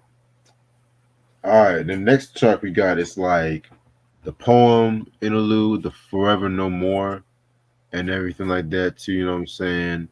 Right. Pretty dope. Dope poem. What I probably got from this is like, it's just pretty much recounting how she has so much negativity, and she was like without guidance. Now she wakes up and she's like smiling more. She's trying to live more, live her life more, and everything like that too. So This right here was a very, very, very dope poem. Love it. I think I would have put this as the No More Drama intro because we didn't get an intro for this album. You know, like just her poetic words and she's saying, you know, that only the guilty would innocent souls know, buried in the The social. social scar tissue of a defective Yes. ego. I think I would have started off the album like this with her, you know, doing the poem and then going into the other tracks. That's some hip hop ass shit to say, bro. You know why? Uh, Because, like, I mean, I agree with you. But then you also got to realize, like, that poem was the perfect segue for testimony. It just made right. That's sense. right. Yeah. And I don't think it would make sense to. Would the album sound good if it started off with testimony? I think it would. I agree with you. I agree. Yeah, I mean, you can still close out the album with testimony. I think, but I mean, because it's not too many albums that I remember where she didn't have an intro. You know what I'm saying? So I'm like, this is her Right. first Only the album. first three. Right, I mean, first yeah, two first albums. This is three. like the first album of like the 2000s era where she didn't have a intro for her album. I'm like, well, why not put this one as the intro? You know what Yeah. I mean? Right. Yes. And like you guys mentioned, it leads us into testimony. The last track on this album. You know what I'm saying? This was Mary going back to a gospel act with this one. You know what I'm saying? Nice way to end off this album. You can pretty much call it typical R&B album closer. Let's take it to gospel after we've just been all sinning and shit like that too. You know what I'm saying? But yeah, this one was pretty good. I like this one. This was good. Real nice ballad. It was, you know, you had your synths and your guitars, and I think it was a great way to close out the album. It's an amazing way to Definitely. close the album. If you have the special edition version, then you have Girl from Yesterday. Right. But Testimony isn't, yeah, it was the perfect way to end the album. I Yeah. don't think it was I don't think it was a better song to end the album with. I Definitely. agree. Yeah. Like, all right, All that's right. it. That's what it is. Blue.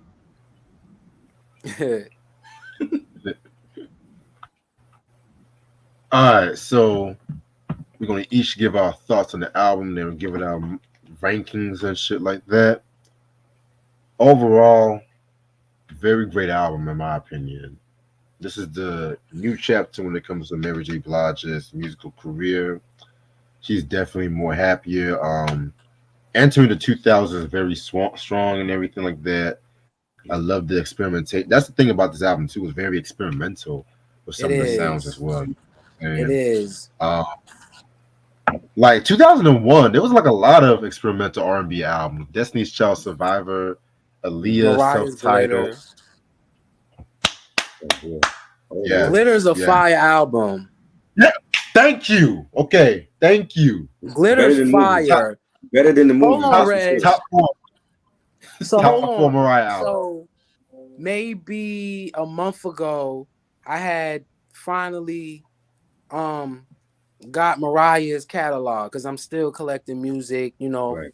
for my flash drive and shit. So I'm going through the Mariah catalog, downloading it, and I got to Glitter, and I'm like, I don't know what the hell the world was on, but this shit is fire. Glitter is fire. It is. It's fire. The Fire. soundtrack, the Like, people movie is made it different seem to it. like she gave us. People made it seem like Glitter was some trash ass bullshit. I'm like, this album is fire. That soundtrack is fire. I It was is. like every song was about. I was like, okay, Mariah, like shit is fire, please. You know, It is. but But I had to bring that up because you said albums that came out. A lot of R&B albums that came out in '01 was very experimental. I agree. yes. But as I was saying, yeah, definitely a very, very hot album. I feel like it's the the daytime to the next album we're going to talk about. So stay tuned on that. I'm gonna give this a 4.5 out of 5. The only I song I think. could care less. Mhm. The only song I'd give it a I wish they would. 4. The only song I wish they would have got rid of was "Steal Away," but that's besides the point. Yeah, I think it's her best album of the 2000s. I do. Really? Yes, Wow. I think Breakthrough was good. To me, Breakthrough was her last great album, like from front to back. But for her to start off the 2000s and a new era of Mary, a new attitude, there's no more talking about my life and what's the fun one and all that. And she started fresh with this decade, and I thought it was a great album. The production was great. The songs, not a lot of features. You know, right. um, Family Affair was a perfect first single. That was everywhere, a real smash. Never Been, the title track number Drama, one of her best vocally. Flying Away, PMS. I think it was definitely a great album. Um, I'm gonna give it 5 mics. I'm gonna definitely give it five Okay. mics. Yeah, There's only like, for me, there's only 3 albums in the 2000s that I really enjoyed from Mary. It was this one. It was Breakthrough. And we're gonna talk about the next one. yeah, That's really it. You know what I'm saying? Like the rest of the other albums is shake. It's like hit or miss for me. But I right. thought it was a good album. Um, yeah, I agree with you. No More Drama is a dope album, very experimental. I feel like this album was the last Mary J. Blige. It's the second to last Mary J. Blige album with that old Mary vibe. Right. It's like she still had that raspiness in her voice. I love that rasp in her voice. I feel Mhm. like that was a signature Mary J. Blige. Like she put the pizzazz on the music. Right. It just complemented the pain and everything. Excuse me. It just complemented the pain and everything that she delivered in her music. So I miss that raspy voice, but I'm a fan regardless. Okay. Cool. But this next one, hold on, before we get there, um, that's when I think there was a sales thing. Why there was a re-release version for the No More Drama album? It was a Yeah. Yeah. sales thing, like, and then she changed her manager, she changed her circle, she recorded new songs, which were He Think I Don't Know, Rainy Days, and the remix of No More Drama. Right. Yep. And then Puffy reunited, then we started getting remixes.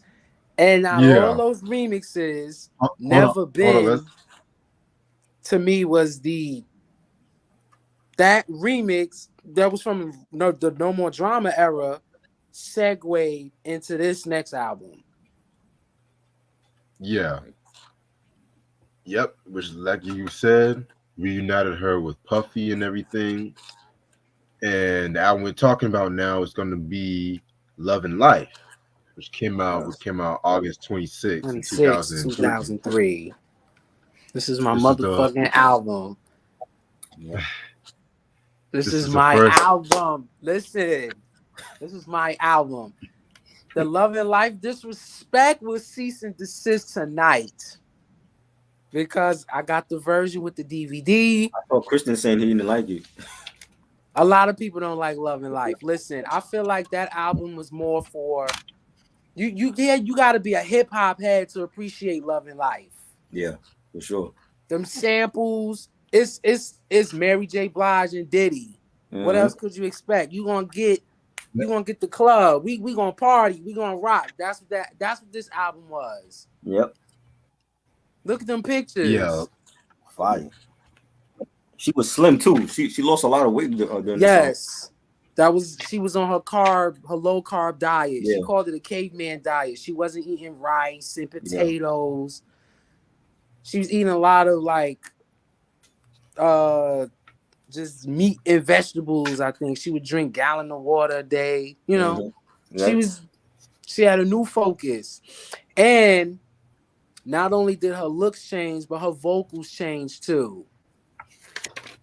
Yeah. her vocals went up an octave. Mm-hmm. So she started doing a lot of like on this album, she was like it was like Aretha Franklin wailing on over hip hop tracks. Facts. Let me get into who the producers are right quick. Hold on, right quick. So the producers include Mary J. Blige. She's an executive producer. Diddy, of course, like we mentioned, Andy C, Malik Crosby, D. Dot, D. Knight, Dr. Dre Mm-hmm. came back, Sean Foote, Majid Hassan, Michelle Jameson, Stevie J, KG, Naughty by Nature fame, Kipper, Cecil Sanchez, Sting, and Mario Winans. Singles albums came out with was Love at First Sight, Ooh, Not Today, Whenever I Say Your Name, It's a Rap. And guest appearances include Puffy, of course, Jay Z, Murderer. E, Method Man, 50 Cent. 50 Cent, Method Man, and yep, that's everybody. So I'm gonna keep it a buck with y'all since we've already pretty much discussed the history up to this point. Here we go. My initial, you guys should know my initial thoughts. I didn't really care for this album. Keyword, my initial thoughts, because a lot of things have changed with all of that thing. I felt like when I heard this album, they were just trying to make another family affair with a lot of these songs and shit like that. You know what I'm saying? You think so? Technically, this album is the original My Life too. Oh, really? Yeah. Yeah. Yes, it was. Yeah. Really? I didn't know You that. gotta watch that DVD, bro. It's on YouTube. Oh yeah. Okay. So this album is the original My Life too. Wow. So that's the energy they were going for. And in my opinion, it makes sense. Here's the thing though. The only reason I like this album better than No More Drama. We could fight about it. Uh-oh. Chill the No, fuck out, nigga. Now you going too fucking far. I like this album Now you better than going No too More fucking Drama. far. I like this album better than My Life too. My Life 2 was garbage. Oh, I didn't like My Life. Okay, No, yeah. no. I didn't like that. No. What I'm saying is I like this album better than My Life also. Oh, the what? Oh, come on. See, now Are you bullshit. serious? You like this Now better you- than My Life? Hold on. Wow. Now Hey, you I like the bullshitting, album. man. I don't think it's on the same tier as My It's Life. not on the same. I'm just saying I like Love and Life. First of all, I feel like if I could pick 3 Mary J. Blige albums that perfectly fit me personally, my style, it'd be 4-1 Remix, Share My World, and Love and Life. Wow. Love and Life to me, I'm gonna tell y'all, I feel like this album is fire. Mhm. Period. The production, the energy, the vibe, everything. Love at First Sight, Ooh, Not Today, Press On, Feel Like Making Love.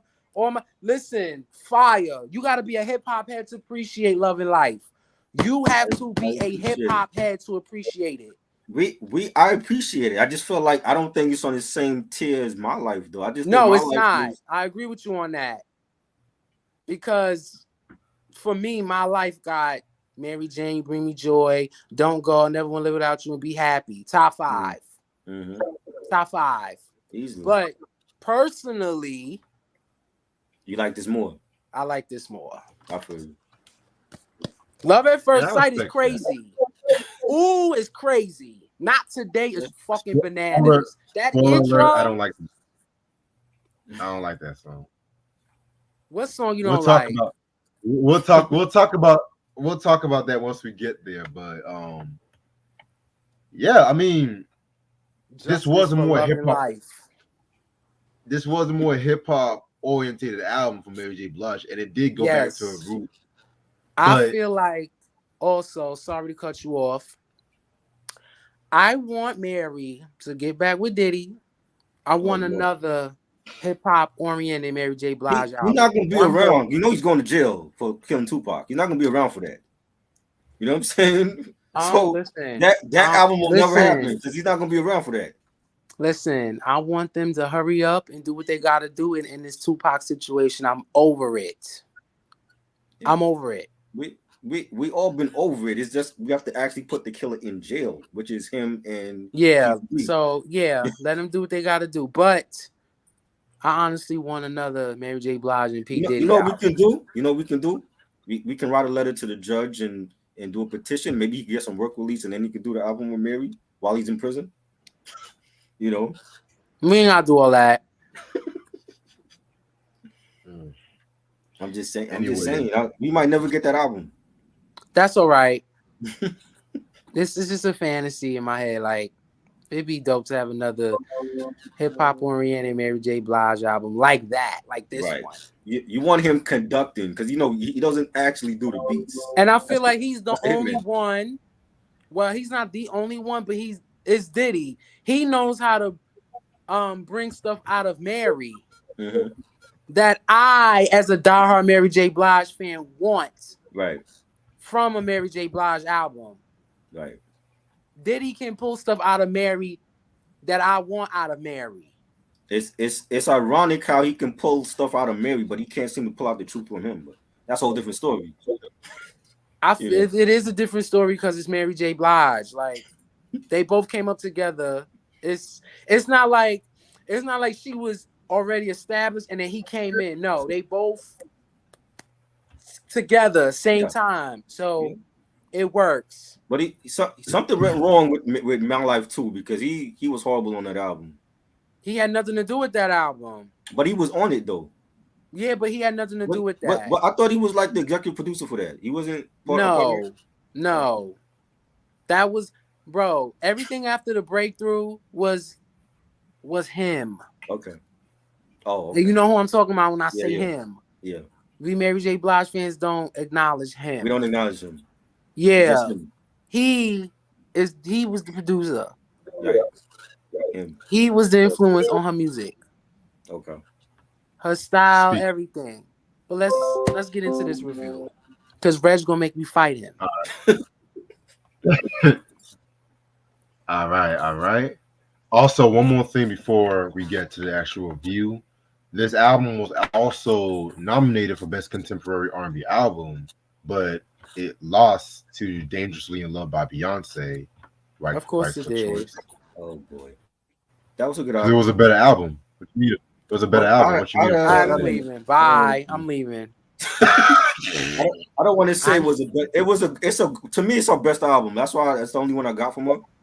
Beyonce, but when I think of Beyonce, I don't think of hip hop soul. So she's not hip hop at all. No, she did hip hop tracks, but she's not hip hop soul at all. No, right. Like she's not for hip hop culture. She's not. Right. So, when it comes to like when it again, the whole singers and hip hop thing is like Mary J. Blige is the only one that pulled it off authentically. Sorry. Now, it reminds me of the whole Michelle thing. I don't think that's the same thing. I think what Michelle did was New Jack Swing. It wasn't hip hop soul. There's a difference. Right. Yeah. No More Lies and Nice Tea is not the same as Real Love and You Remind Me. They're not the same. Right. Now, Michelle gets her credit for singing like hooks on hip hop tracks, but her music wasn't hip hop soul. Nobody's playing Michelle records in hip hop spaces, not the same way Mary J. Blige gets played in hip hop spaces. And when we speak on Beyonce, we're not gonna act like Can't Knock the Hustle isn't the catalyst for all Jay-Z and Beyonce collaborations. I don't know. I disagree. Now slow down, player. Slow down, player. Now slow down, player. Did you hear what I said? I mean, that's why I said slow down, player, because I gotta slow down. Mary J. Blige, Can't Knock the Hustle is the birth for Jay-Z and Beyonce collaborations. Nah, how? I don't see it. I don't hear it. I disagree. I'm not gonna put Crazy in Love in the same caliber as Can't Knock the Hustle. I didn't say they were the same. I didn't say that. I know what you said. Well, I think they were already together. I think that's probably what it was. Let's collaborate. Shit, they did an album together that I didn't like. You know what I'm saying? Right. I don't hear Ken Knock the Hustle when I hear Beyonce and Jada I guess I collaborate. only said that because, you know, and it's not to be petty or nothing. It's just, Right. some people like to do the whole Beyonce and the Oh hip hop no. tracks thing. So I could be wrong, but Right. I always had that opinion. But I could Mm. be wrong, and I'm okay with that. But I just wanted to put that out there, you know, since we discussing it, I Well, just, just wanted I to mean, put I that see out more there. people. I see more people say Mariah. I'm like, Mariah started doing hip hop when Fantasy came. That's '95. So that she was already on like what her third album. Mary did it from the jump, so it's not the same. You know what I mean? That's Like her fourth album was what Daydream. That's when she started You know dabbling what? I in hip hop. think, you know what? Now you onto something because Mary J. Blige isn't pop. She's hip hop soul. Right, Mariah was hip hop and pop. right, Beyonce's also hip hop tracks with a pop. right. So I guess Mariah would make more sense. But Mariah was pop her first three albums. Facts. She do the Fantasy remix. Then she Right. start she That's the start Daydream dabbling in hip album. hop, and Right.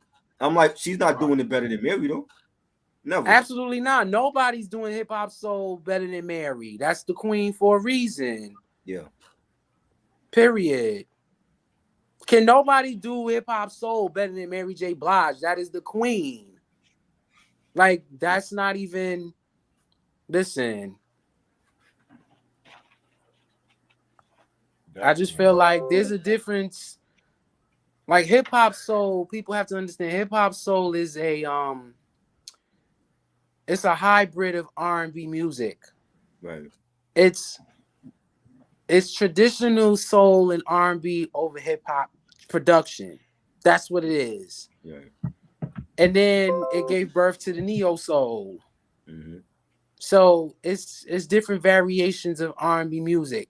So I feel like when it comes to these discussions, people also need to understand uh the differences and where different singers fall at.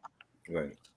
So, people on the internet be saying all types of crazy stuff, and I'm like, y'all comparing people that don't even make the same type of R&B to begin with. That's Yeah. weird. Yeah. Like I kept seeing Mary J. Blige and Tony Braxton in the verses. You cannot do that. Tony Braxton is a ballad R&B girl. Mary's hip hop. You cannot do that. It don't even make sense. You cannot compare someone who did "You're Making Me High" and Another Sad Love Song and 7 Whole Days to somebody that did Real Love and Family Affair, Love at First Mm-hmm. Sight. That don't mix. But You cannot compare those. who would you put Mary up against? Would it be Mariah Yeah, or Faith. or Faith? I think Faith will lose And though. I think Faith will hell lose. no. Nobody's gonna beat Mary. They all Yeah, gonna by a lose. landslide. I don't think she would last 10 rounds with Mary. Don't get me wrong, Faith got hits Faith though. is great. She's great. I But love Faith. after Faithfully, I don't think she made anything good. The first lady can go up against the Like First breakthrough. Lady, I didn't care for First Lady, but Yeah, people like only it. yeah, only like half of it or Right. part of no. Yeah, like a little more than half. But it's not a bad album. First Lady's a good album. But I feel like if you do a Faith versus Mary versus battle, the first lady will go against the breakthrough. The Faithful. first Faith Evans album will go against My Life. She losing Faithfully will that. go up against Love and Life or What's the 411. She losing that. She's losing those rounds. Hey, I love me some Faith Evans, I love Faith. but as long as I'm black, there's no way Faith is gonna be a match for Mary. Mind Exactly. you, let's keep it a buck. Let's keep it a buck. She's more Puffy, her and Kelly Price are more similar. yeah, her and Kelly Price, but Puffy pretty much brought Faith Evans to the game as a light skinned Mary J. Blige initially. Right. Let's keep it real. Right. I feel I like like yeah, because he did that for because it was a business move. Like, okay, you brought Mary J. Blige. She's this new style and voice and face for this new style of R&B. So everybody else that come after her is like, Okay, because we he have was to keep this going because this is the new style. It's a business move. Right. because he kind of always resented the fact that Mary J never signed to Bad Boy. Yeah, That's the because she was thing. smart. She was smart. She didn't want to get robbed like everybody else on the Props to her. Like people forget she was supposed to have been on Bad Boy too. People forget that shit, but Best move she ever did. That was the best move she Andre ever did. Andre was like, nah, nigga, Yeah, because nah, he knew. nigga, Andre knew, like, yeah, that nigga's a crook. You'll be nah, broke by the nigga. time you're 40. You can keep your Biggie Smalls and shit. We got the Mary J. You can Mhm. because Biggie was also an artist on Uptown. He was known as Yeah, Biggie Smalls, like Biggie Smalls, but then once he got that lawsuit, he had to change the name to the Notorious B.I.G. Once he went to yeah, Bad because Boy. I got that Who's the Man soundtrack. Yeah, great Yeah. soundtrack. But let's get on to this because I gotta head out in a couple of minutes anyway. Um, excuse me, but other nominees for the contemporary R&B: Ashanti, Chapter 2, Trash; Anthony Hamilton, Coming From Where I'm From, that was cool. Kelly's Chapter 2 is Chocolate not Factory. trash. That's Ashanti's best album. Uh, I've never been an Ashanti fan, but Kelly Oh, Chocolate that's Factory. why. Okay. Yo, All right, Neither but one of y'all are Ashanti fans. I need y'all to get hey, the fuck together. I think Ashanti's a beautiful woman. I just never cared for her. I don't think she's a singer. You know what I'm saying? Okay. Like, I don't think she's beautiful either. there was a She's just, is she writes her own songs, right? Like, did she wrote the Yeah, J.O. hit? she's in a Guinness World Record. Yeah. Okay, She's a Guinness World Record artist. Yes. okay. okay. I mean, Millie Vanilli too, but hey, shit, they broke Maybe they broke a Vanilli. record. You're They broke comparing records Ashanti too. to a Milli Vanilli. Let's just get on with this review because now I Hey, can't. hey, I'm not comparing shit, but you act like that's supposed to give me some justification and shit. No, Maybe I'm Vanilli. just no, because I'm just get on with the review. You right. Rich. Never All mind. right, all right. And other than that, this album has 18 tracks. We're gonna Mm-hmm. start off with the first. We're gonna start off with the first track, which is called "Love and Life" intro. Of course, Puffy has to be in the intro because it can't be a Puffy executive produced album without him masturbating on the track. But then you have Jay-Z also on the track too. This was before Jay actually retired and shit like that too. Um, this joint right here, believe it or not, this one is actually fire. I actually like this fucking joint. Mary J and Diddy are talking on the phone, talking about they ready, it's time to take over the world again. But then you think Mary J is about to sing, but then you have Jay-Z coming out with the verse. One of Jay's most underrated verses, in my opinion. This nigga said, "We can get it jumping like Donkey Kong. We could get it We can get it jumping thumping like like bumper bump, shout it away to the Concorda. Come on, yo. I'm yeah, not only begging, I'm hanging you all that to you better than all that. You better I'm on. This ain't yeah." no You, video you was game. going, No you, wrestlers you was on going it. in on that shit. Drake ain't got Fire. nothing on this man right He here. was going in What on we that talking fucking. about? Like, and then she sang over that Naughty by Nature joint. Yeah, Fuck out of Lord by here. my lonely. Fire. Yep. Fire. She ripped that. That intro Yeah. alone eats the No More Drama album. Fight me. Oh my God. Fight me. You just don't Okay, like Oh, no more and the drama. original version you're really just trolling right now. and the original intro was with Most Def. I have it. Bloop. The original intro? Oh shit. Yup. I Oh, never heard that one. whoa. Hold on, wait a minute. This I don't know. I never knew that shit. I know. The That's why original you You get just some intro. Mary J. hey, Blige fans like see, myself on here, baby. see, see, it's like when Hold I did a on. Let me breakthrough pull that review. up right now. Let me pull that When we up do the right breakthrough now. review, I definitely gotta call you back. I Yeah. definitely gotta call you back and shit. When we I do didn't know breakthrough, that. I never heard it. Mm-hmm. So why did they take most death off but of the intro? I don't know why, but That's he's crazy. on the but just original just don't version of play it the because intro. I'm not trying to get a copyright. Just don't Yeah, just don't send it. play. Just DM him. Just send it to him. Oh, Yeah, because okay. Ooh. it's my 10th Oh, I anniversary. forgot I'm not trying about to get. that. Yeah. I'm not trying to get suspended. Yeah, because Saved try my keep trying to fucking make ass. jokes and shit. You're gonna end up getting But flagged off this bitch. My bad. yeah, that's why I was like, yo, chill. But yeah, like again, and oh yeah, and every Combs Touch song has a familiar hip hop sample or familiar sample. So just bear with me when I say this and shit. So yeah, Yeah, that's it all I was have to it say. was it was great. The phone ringing and you go pop Puffy dialing up Mary and Mary answers and he said, it's time to do it again. You ready? And I like the way he started. They sampled naughty dirt all by my lonely Dirt over track my lonely, yup. fire joint. Jay killed it. Definitely a great way to start the album. It gave me what's the 4-on-1 vibes when I heard this. So this was dope. Yeah. That intro is fucking bananas. It's actually it's just I just every time I hear it, I go fucking crazy. Everything about that intro is just amazing. I'm like, this is hip hop. This is the Mary I want. Like, I go fucking crazy, y'all. Like, Yeah, crazy. yeah. So, Mm, who better yeah, than man. usher you back through the gutter than America's number one hustler? To quarter to come back, less than some money attached to that, and you can call it whatever you like. In fact, there's something like a phenomenon, like I'm a younger bro getting my high school games on TV just for whoever we wanted with Sean, we can get it jumping like Donkey Kong. Oh my fucking gosh! Drake, you hear that? This is your competition. This dude I'm right here. You know what I'm saying? He sing and he rhyme. Who fucking with him? ooh, live your life and life in love. Boom.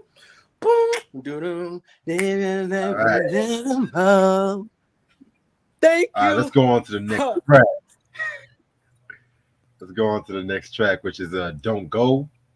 Mm-hmm. Um D Dot produced this one too. Definitely one of the more sickest songs on this fucking project, in my opinion. You know what I'm saying? Yes. You get that vintage Mary J sound and shit like that too. You know what I'm saying? So yeah, this one was Mm-hmm. pretty straight. It was pretty straight. This was dope. Definitely love the beat for this. This is like, pure hip hop soul, the beat and the melody. Maybe killed it. Yeah, I love the sample. I love the beat. I was actually listening to this before we got on here to talk about this. Mm, So the vocals, the backgrounds, they're my favorite. And then she takes it there by, because her voice was changing at the time. So her voice was up yeah. an octave or a range, I think. She was doing a lot of high pitched singing. Mm, Voice was a lot more cleaner, yeah. and it was dope. She killed it. Oh yeah. Definitely. All right. Next joint we got is When We. Yep. I didn't care for this joint. You. I didn't care for Of this. Really? course you didn't. Wow. Of course you didn't. Yeah. Hey. Y'all want me to lie? I mean, No, I but love the Marvin Gaye sample.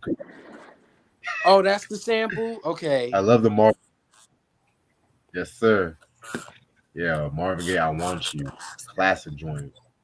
But at the same time, I'm just like, uh, I, uh, it didn't really hit me. It didn't hit me.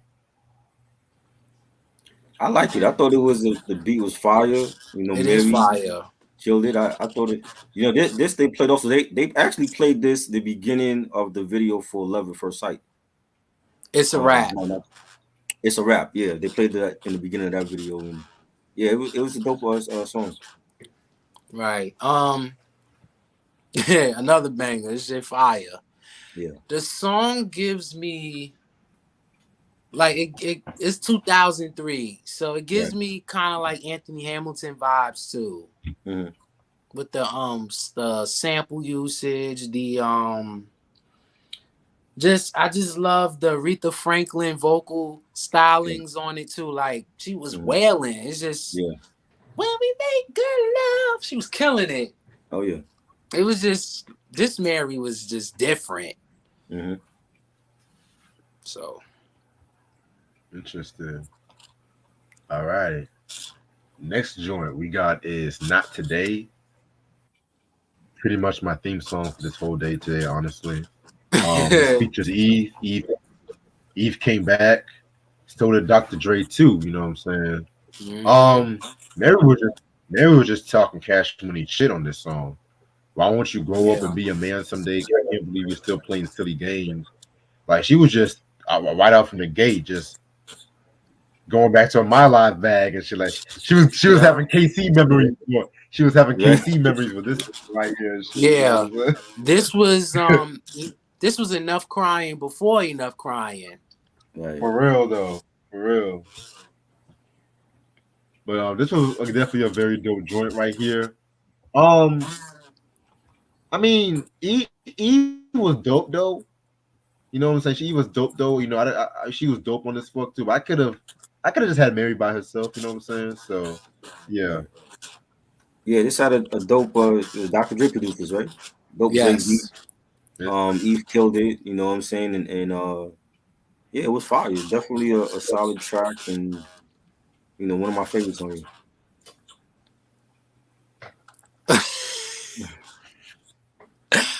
This is incredible. Eve killed her verse. The song is fire. I think this collaboration is better than where I've been. Okay. And yeah, okay. Dr. Dre did it. But before he gave her Not Today, he asked her to sing over in the club to Hmm. promote the album before it came Yeah, out. right. So that's why he gave her Not Today. It's on the DVD. You told me that. I have to check it out on YouTube. I forgot that she sang over that beat. Yeah, fire. Yeah. So it's my favorite Interesting. Mary J. Blige era. All right. So next joint we got is Finally made it. finally made it interlude. I wish this was a Mm-hmm. full song. I really wish this was a full song and shit, Facts. but Facts. it's just like what she got with this track was like she's finally living her dreams. You know, she witnessed and went through a lot in her life, and she can just sit back and just laugh. Again, we're still dealing with happy Mary mode with this joint right here too. You know what I'm saying? I love that beat though. That fucking beat was fire. But we got songs like Love at First Sight as a full song. Okay. Oh boy. What? I'm gonna Uh, tell y'all the background on that when we get to Love at First Sight. Okay, and man. you're gonna let me hear my thoughts first before you jump in and shit. You're gonna let me because I feel I just want to get my thoughts on why I don't care for it. I'm just gonna be real. I'm gonna be real. I love the interlude. I thought the interludes on here were phenomenal. I love this interlude. The beat was fire. The pianos and Mary singing, and then she's like talking about how she really loves her job and how a Mm-hmm. lot of us don't get a chance of being a superstar or follow our dreams. And she said she Mm-hmm. lost so much over the years, but she finally made it, and she's like spiritually successful. And I thought Exactly. that was like the Man, biggest message I got from this interlude is that yeah, she rich and all that, but it's more about being rich of the mind and not the pocket, which is what Pharrell said Exactly. when he Right. dropped his first album. And so I It's like that one of statement. those life songs on the album. Right. right. You know, you got the love songs, you got the life songs, hence the Yeah. title Love and Life. It's Hmm. one of those life songs. Like you said, it's a spiritual record. She's Hmm. talking about being spiritually on another level, the spiritual growth, accepting this new life that she's creating for herself and staying focused on what's more important in life. I love it. It's just that's my kind of thing though. That spiritual stuff, that positive uplifting and moving forward, and so I love it. Christian said, "I'll tell you the truth. I like it a lot better than Normal Drama." So everybody likes this album apparently now more than Normal Drama, which is crazy because I didn't hear that Back in back the then. back in the day, Yeah, I didn't hear that. commercially it wasn't. I mean, yeah, a lot of And people we say it was ain't one for letting worse, but because we ain't gonna let commercial dictate what's hotter, what's not. Love and Well, Life of is course better not. than No More Drama. No, it's a good album. I don't think it's better than No More Drama. That's just me. But like I said, like her there's three albums that I love from her from this album, and one of them is As this I one. think So Reg said he didn't care for Love at First Sight. Is right, that correct? yes. that's correct. You on the motherfucking docket. That's correct. Okay, but I'm gonna see. we'll wait till we get there. Yeah, we'll wait till we get there. Mm-hmm. Track number Tripping. 6. Ooh. What you do to me. This one, Fire. Listen. this one was Easily. cool. Easily It one of got the it got best songs on the album. That's a top three it joint is. on that album. That Yeah. Ed It is. OG and the Yes. Bulldogs flip. I got to Oh have it. my God. Yeah. Fire. Like, I think It is. this, ooh, I'm sorry. I'm talking over y'all, but the way I feel about this song is like it's one of the most perfect examples of what hip hop soul is. Yeah. You take Yeah. a classic beat, you're not really adding anything to it. You just sing on it straight like that. Right. Fire. That is Yeah. this song is hot. It's easily one of the hottest Mary J. Blige songs ever. Yeah. Ever. So that's why I don't understand this love and life hate. Well, as I was saying, very, very, very dope song. But I do hear your point about this track, Jalen. I do hear your point. But Yeah. this song was actually nominated too for a Grammy Award for Yeah. Best Female R&B Vocal, but it lost to again Beyonce's "Dangerously in Love" 2 and everything like that too. And I nothing on feel that like album is better than Ooh. I'm gonna be real with you. The other nominee I wish would have gotten that award was Erica Badu's "Back in the Day." Just keeping it real. Yeah. Other other nominees was Ashanti's "Rain on Me." Jesus Christ. And That was a Heather good song. Headley's "I Wish I Wasn't."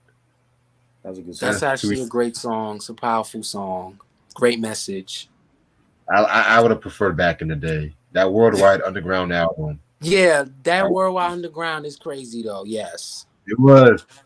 It was crazy. It was crazy. That shit's all over Love and Life and Dangerously in Love. I'm gonna keep it a buck. But none I'm of gonna keep it a those, I buck. think those are all great choices though. None of those choices are bad.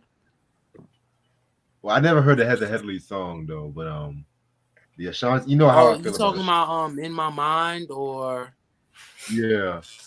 it's a great song. Okay. I might listen to it then. I might listen to it, but yeah, ain't nobody touching Erica. I'm sorry. That worldwide. We gotta talk about Mama's Gun and Worldwide Underground and New America and shit Yeah. like that. Cause Right. y'all be treating my girl Erica just because she got hairy armpits. Y'all be cast siding her and I shit. I'm like, agree.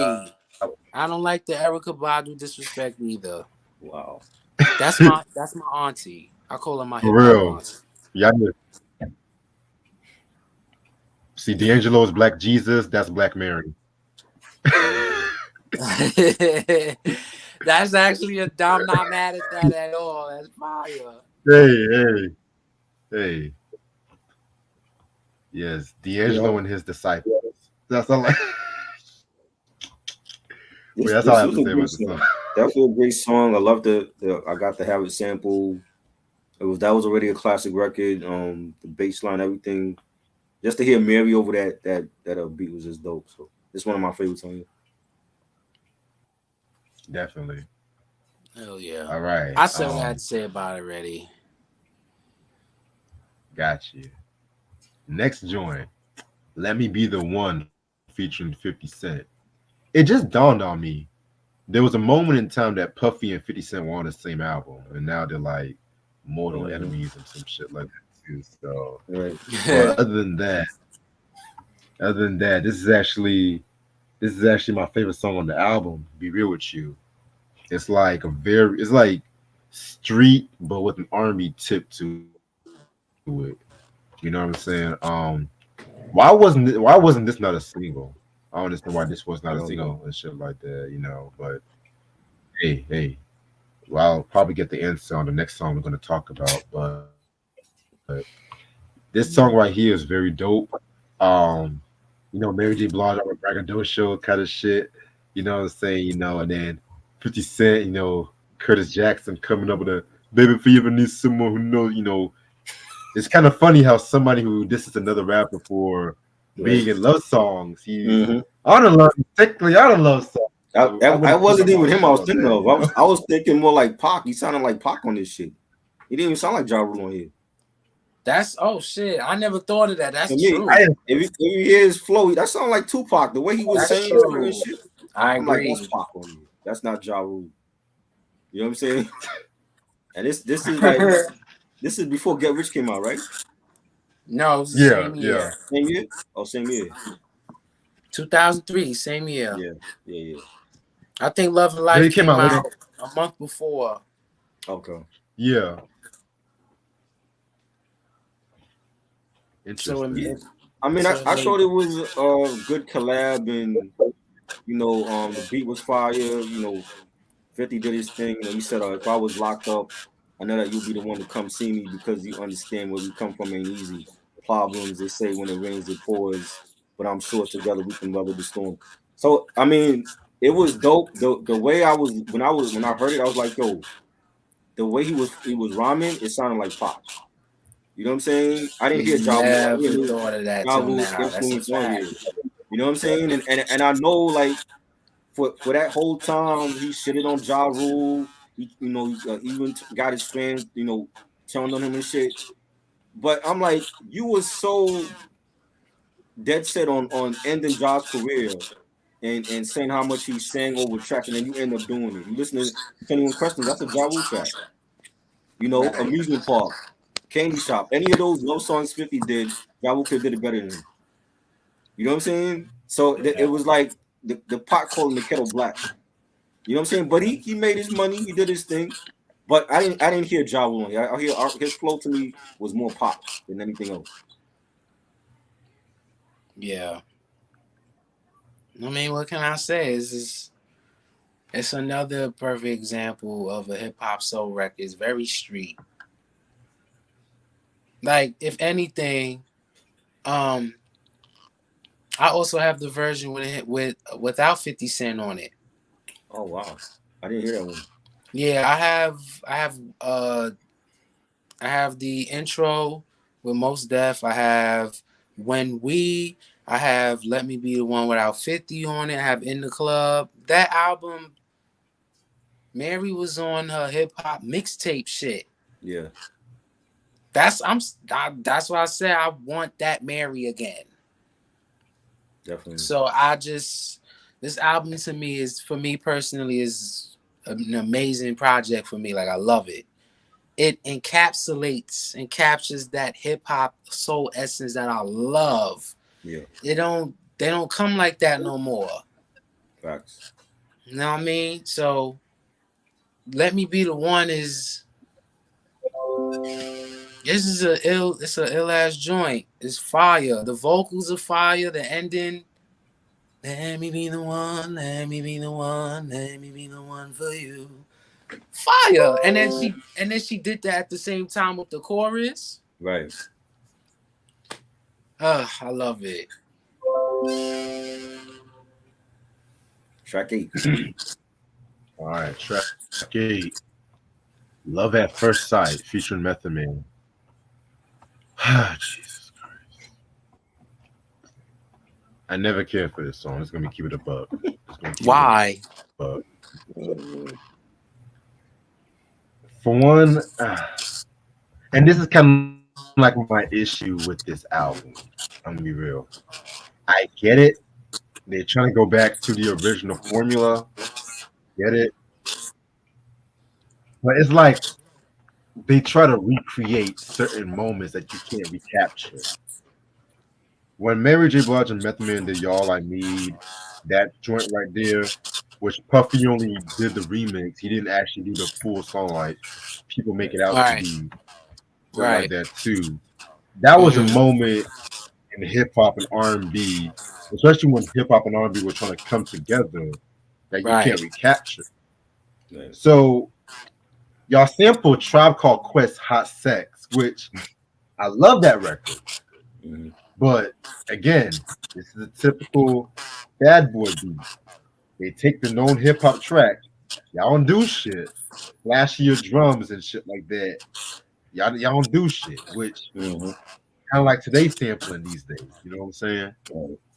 I have nothing against what Mary J. Blige and Method Man brought to the track because they always deliver, but I just never vibe with this song and shit. You know what I'm saying? And again, it's like they try to do another family affair with this. You know what I'm saying? So yeah, I disagree because the song, I think the song was a totally different vibe. I don't think they were trying to recreate anything. I just think, because when I hear Love at First Sight, I don't get You're All I Need. I don't get Family Affair. I get Love at First Sight. I feel like the song itself, to me, it's the best song on the album, which is why it's the first single. In my opinion, it's the best song mm, on the album. It's super duper underrated. Then she's dancing in the video again, and everything about it was fucking fire. It was hot. And then I read that um she was supposed to use that beat for What's the 411. Wow. It never Back in '92. happened. So I guess it must have came up in the making for this album. Yeah, so that's what I read. I read Ali Shahi Muhammad was redoing it for Mary Wow. for What's the 411. So Crazy. imagine if she would have dropped that in '92. Yeah, but then you had that came out on the on what was that on the Boomerang soundtrack? That was like the same year. Yup. So you would have had like two songs with the same beat. I mean, that's happened throughout history. Mary also used Someone to Love Me. That was a Diddy Dirty Money record. Yeah, but Mary to me used it better than Dirty Money. You know what I'm And saying? MJB the MVP. That's Hated to Love It. Right. That's happened throughout history. Like, who else did that? Damn, my mind went blank. It's artists that's always happened throughout history. Puffy Like, Puffy did it again with Deja Vu. He used that beat, Lord Tweak and Peter Guns. That's unreleased. oh, okay. Yeah, it's Puffy. I think the Locks is on there. I think Biggie's on that. I'm not sure, but Oh I remember wow. hearing that, and that came out the same year that Deja Vu came out. And Yeah, because I remember Tatiana Ali singing on it too. That came right, out the she was same year yeah, as she well. came out with that And also. he's But on the remix. They're on the remix. right, and that there has to be a reason why it was unreleased. You know what I'm saying? I'm like, why would you want to do a sample that let Lord Tweed and Peter Guns rock with that? You know Yeah. what I mean? But I love Love at First Sight. I protect that joint. Yeah, I liked it. I thought it was That shit is dope. hot. Yeah, Super Mary and hot. Method Man. Monet and what's his name from Power. You know, McLean, Monet, David. McLean. Yeah, Davis McLean and Monet. I thought it was a great collab. So, yeah, I liked it. Yeah, I love the Definitely. record. It's dope as fuck. I love everything about it. I have nothing negative to say about that record. It's fire. Like that's the type of record I want to make. Get like, but I think you already got it, bro. You already got that record. You just need Method Man on the collab. That's about it. You know what I mean? no doubt, I got some shit coming up too. So, shh. But yeah, next track, All right, next track is willing, willing Willing and and waiting. Waiting. Yeah, this is a very, very, very cool track. Sampling Atlantic Star when Love Hmm. Calls. You know, that's been sampled a lot of times of that too. Yeah, this joint right here was a very, very, very hot one. Um, Personally, I would have wanted this as a single, but Yeah. to each his I own. agree. You know what I'm saying? Yeah, to each his own. But yeah, man, very, very, very hot joint right here. This was one of my favorites. Like top two. It had like the '70s soul sound to it. It was real smooth. The Yeah, beat, melodic. The way that Mary sang it definitely should have been a single, and she killed it. So yeah, definitely one of my favorites on this album. yeah. I agree. I love the way she flipped it. And it's very much a 2003 record. Like, Right. I love the way samples were polished at that time. Yeah. Like, it had this crispiness and cleanliness to its Hmm. sound, versus how they used to sample like samples and make records like that in the 90s. I just feel like with Mary, it's with everything. She took that stylistic sample and it turned into a R&B hip hop track. Like, it's amazing how she can flip stuff like that. Facts. Cause they said Mary has an ear like a DJ. Yeah. She just know her shit. So Yeah. Willing and Waiting is another example of those type of records where it's like it's a hip hop. It's like a soul Mary J. Blige record. Yeah. It's incredible. So I love the record. Definitely. All right. Next joint is the free interlude. You know what I'm saying? I wanna be free. Pretty much again another, pretty much like another like quick interlude that she was doing. You know what I'm saying? I don't like this as much as the finally the first one and shit like that, which is the finally made it one. But this one was Mm-hmm, pretty mm-hmm. good too and shit. Very hot. I like it. I think the beat was dope. You had like Mary talking about, seeing people die and seeing people hurt and cry, and life is a journey. She wants to be free. I thought it was a great interlude. Yeah, I think this is an emotional one. Like she touched on, like it typical Mary J. Blige style. It brings you that emotion, Yeah. takes you there. Real Hmm. life shit. Definitely. All right. Next track we got is Friends. I Ooh. actually like I actually like this joint right here, Okay. but I'm not gonna hold you. It fit more with No More Drama than this album. And Okay. the Okay. I can sample, see that. the sample is a classic Barry White sample. Raekwon famously used that for Only Built for Cuban Links. That's all I'm really gonna say on that one. You know what I'm saying? Not a like I said, not a bad track, but if you listen to this and listen to No More Drama, you can tell they were trying to make another cinematic kind of joint. You know what I'm saying? But Right. yeah, this one was Yeah. pretty good. I just feel like it fit more in No More Drama. Yeah. It had a dope beat. I didn't recognize the Cuban link sample on this one, but this was Oh good. yeah. What was the track that they sampled? Oh, it was Mellow Music Part One. Barry White. Raekwon sampled that for North Star. Oh, no store. Okay. That's Okay, why I I didn't gotta hear it. check that out. If you also G-O-D. Yeah. realize, but you also realize it's like an R&B version of Houdini's Friends. Right. Very much her hip hop style. Listen, I Hmm. love that she flipped it. I'm like, and it took me years to realize. I'm like, wait, Houdini, Yeah. fire. Hmm. I I just love this fucking album so much. Definitely. All right, track number 12, Press On. Um, Mm-mm-mm. this one was okay. I'm gonna keep it above with you. You know what I'm saying? KG Eh, produced it. I know KG produced it, you know. I know KG. Like I said, it was pretty good, but it's not great. I know this is like a fan favorite to a lot of people. So it's all right. It was good. It's a banger. I definitely fuck with it. That beat is hard. Yeah, definitely. Trying to be strong. Thinking I move and gotta figure it out. Trying to stay right when the world is wrong. But I gotta keep moving and press on. That's just hard. That beat is crazy. Yeah, Crazy. It's just the way it thumps, like right. mad hard. I don't think I could. Oh. and there's a remix of that with Ja Rule. I have that too.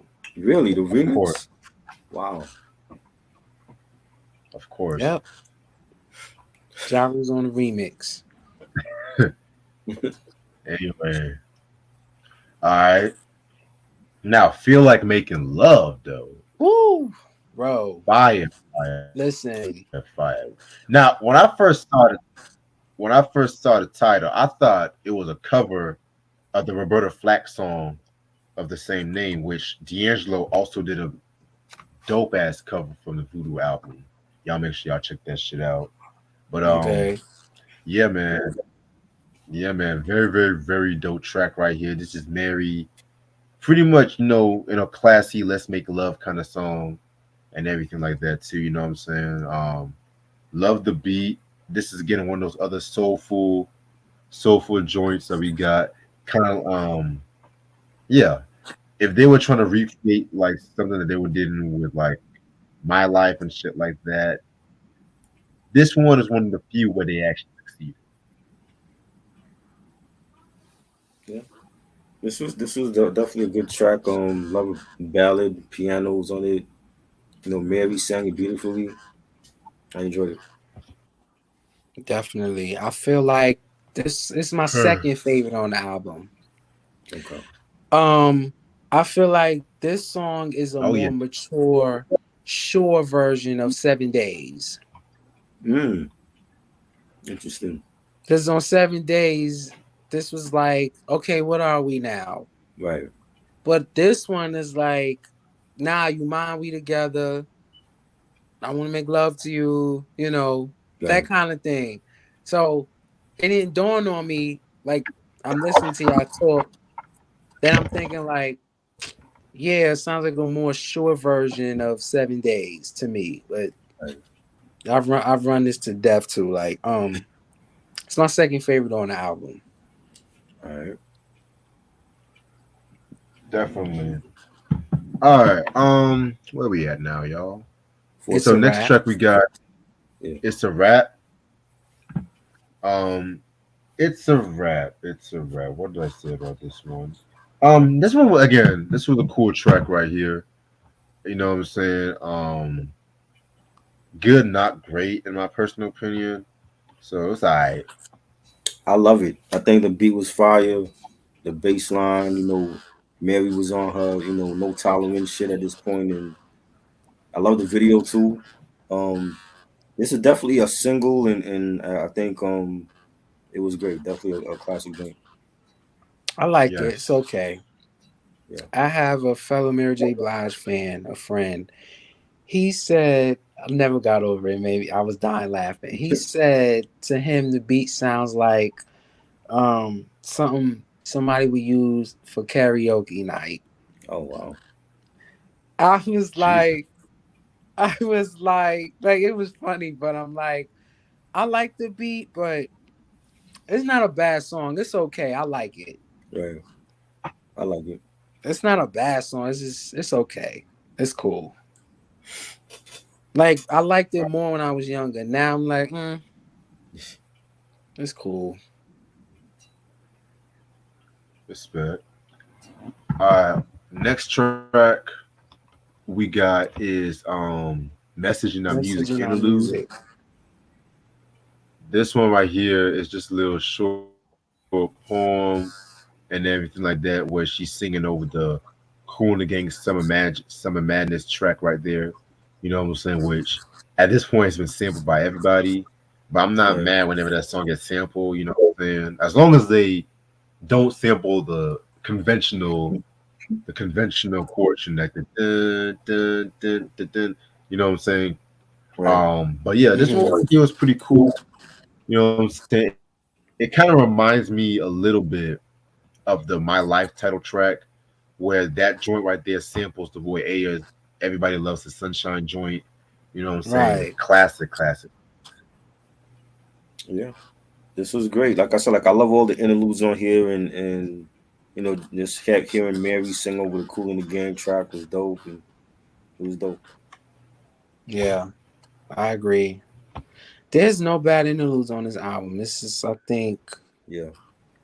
It's my favorite interlude on the album.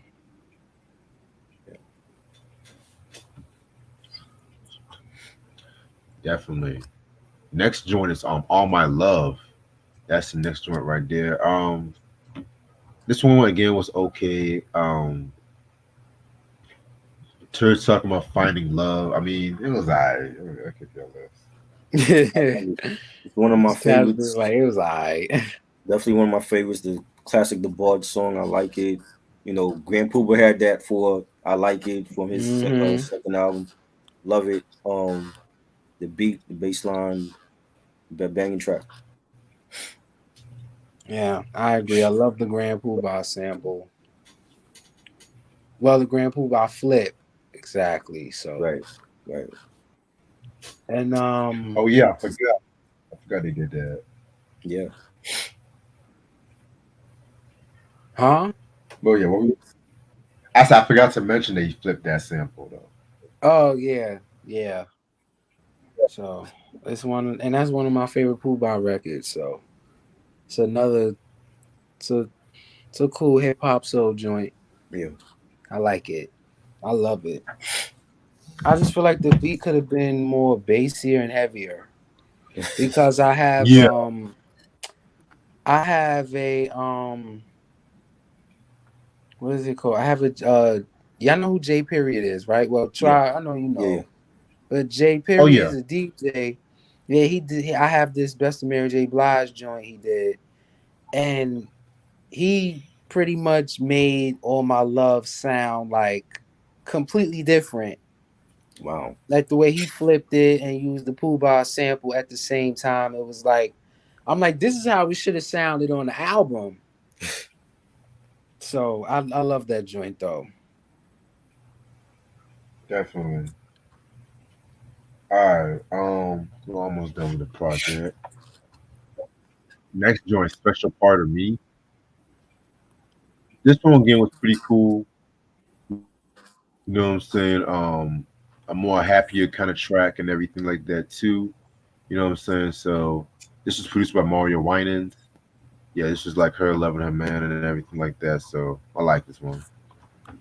It was dope. Nice ballad. You know, I thought she killed it. Yeah, very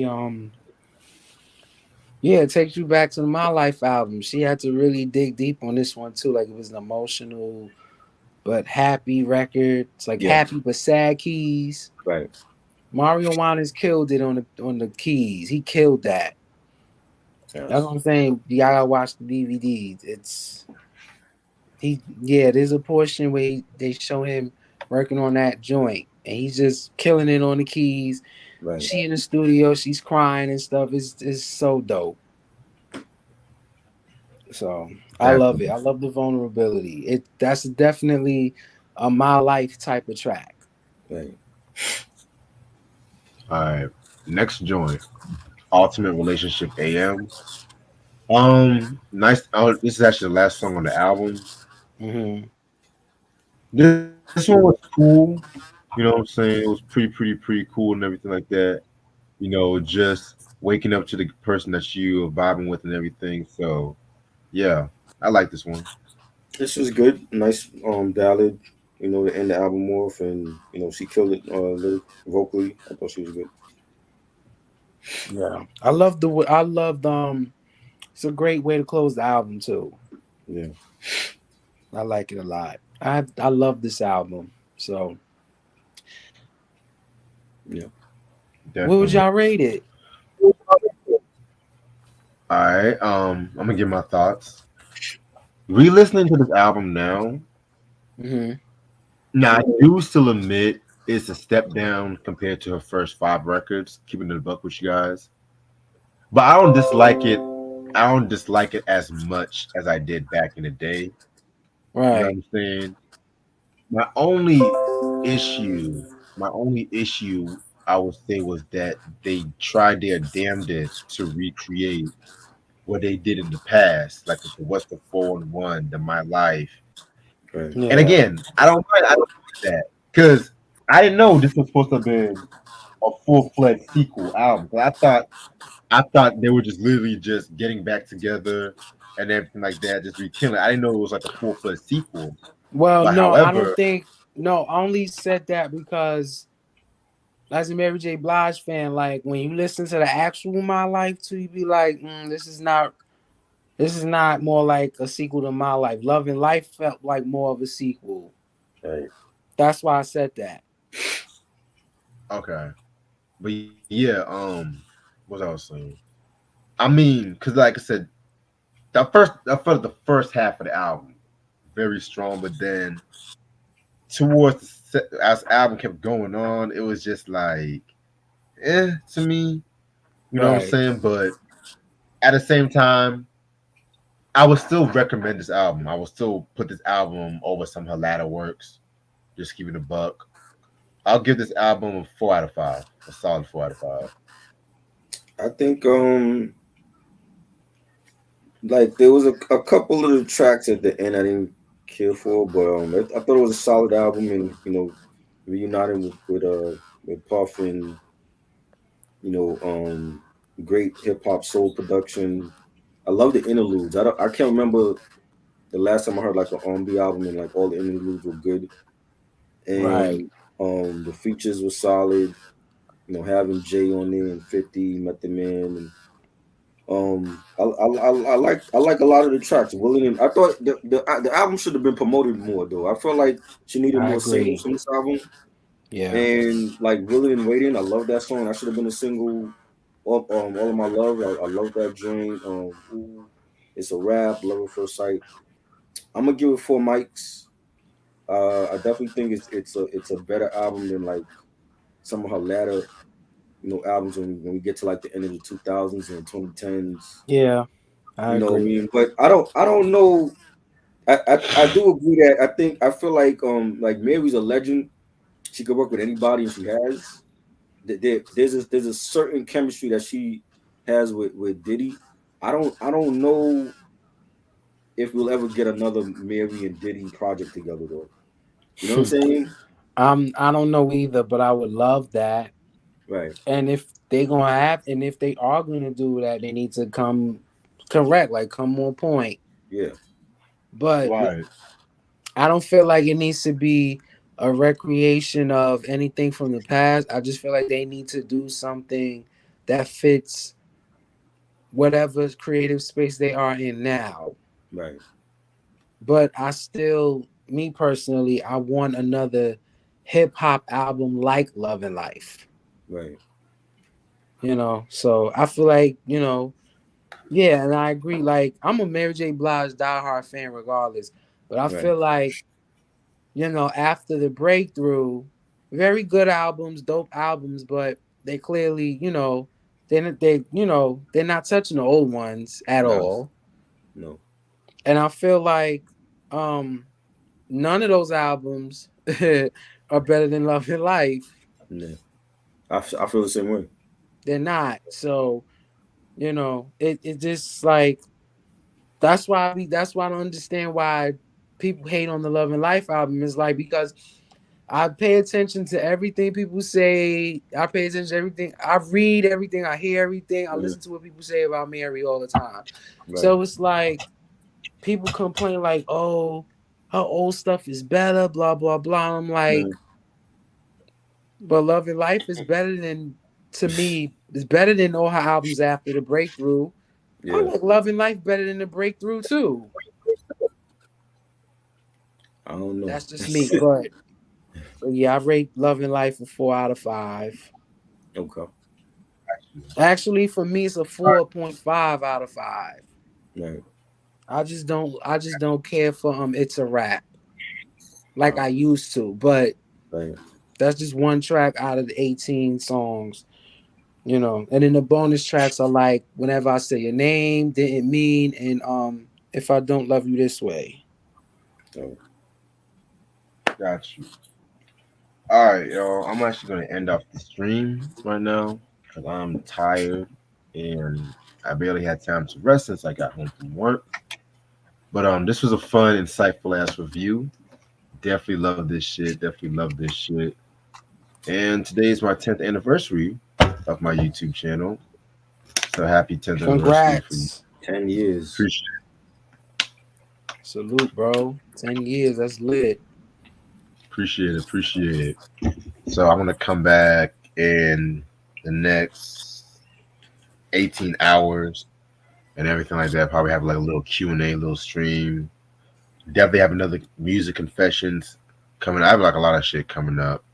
Probably stay Right. on live for like 2 hours. Right. I sent Try to schedule for next week and everything like that. I made a slight edit and shit too. But we got some interesting stuff coming up next week. Some very interesting shit. You know what I'm saying? The next official review is the Black Sheep double review. Since we're actually going to do the Native Tongues Artist Sundays, which is going to be relatively short. We're just going to do the Black Sheep, the Jungle Brothers, and Chi Ali, and then we're just going to jump right into Salt and Pepper and Because I stuff like saw that too. them. I saw them back in August too. So Yeah. That's what's up. That's what's up. yeah, it was dope.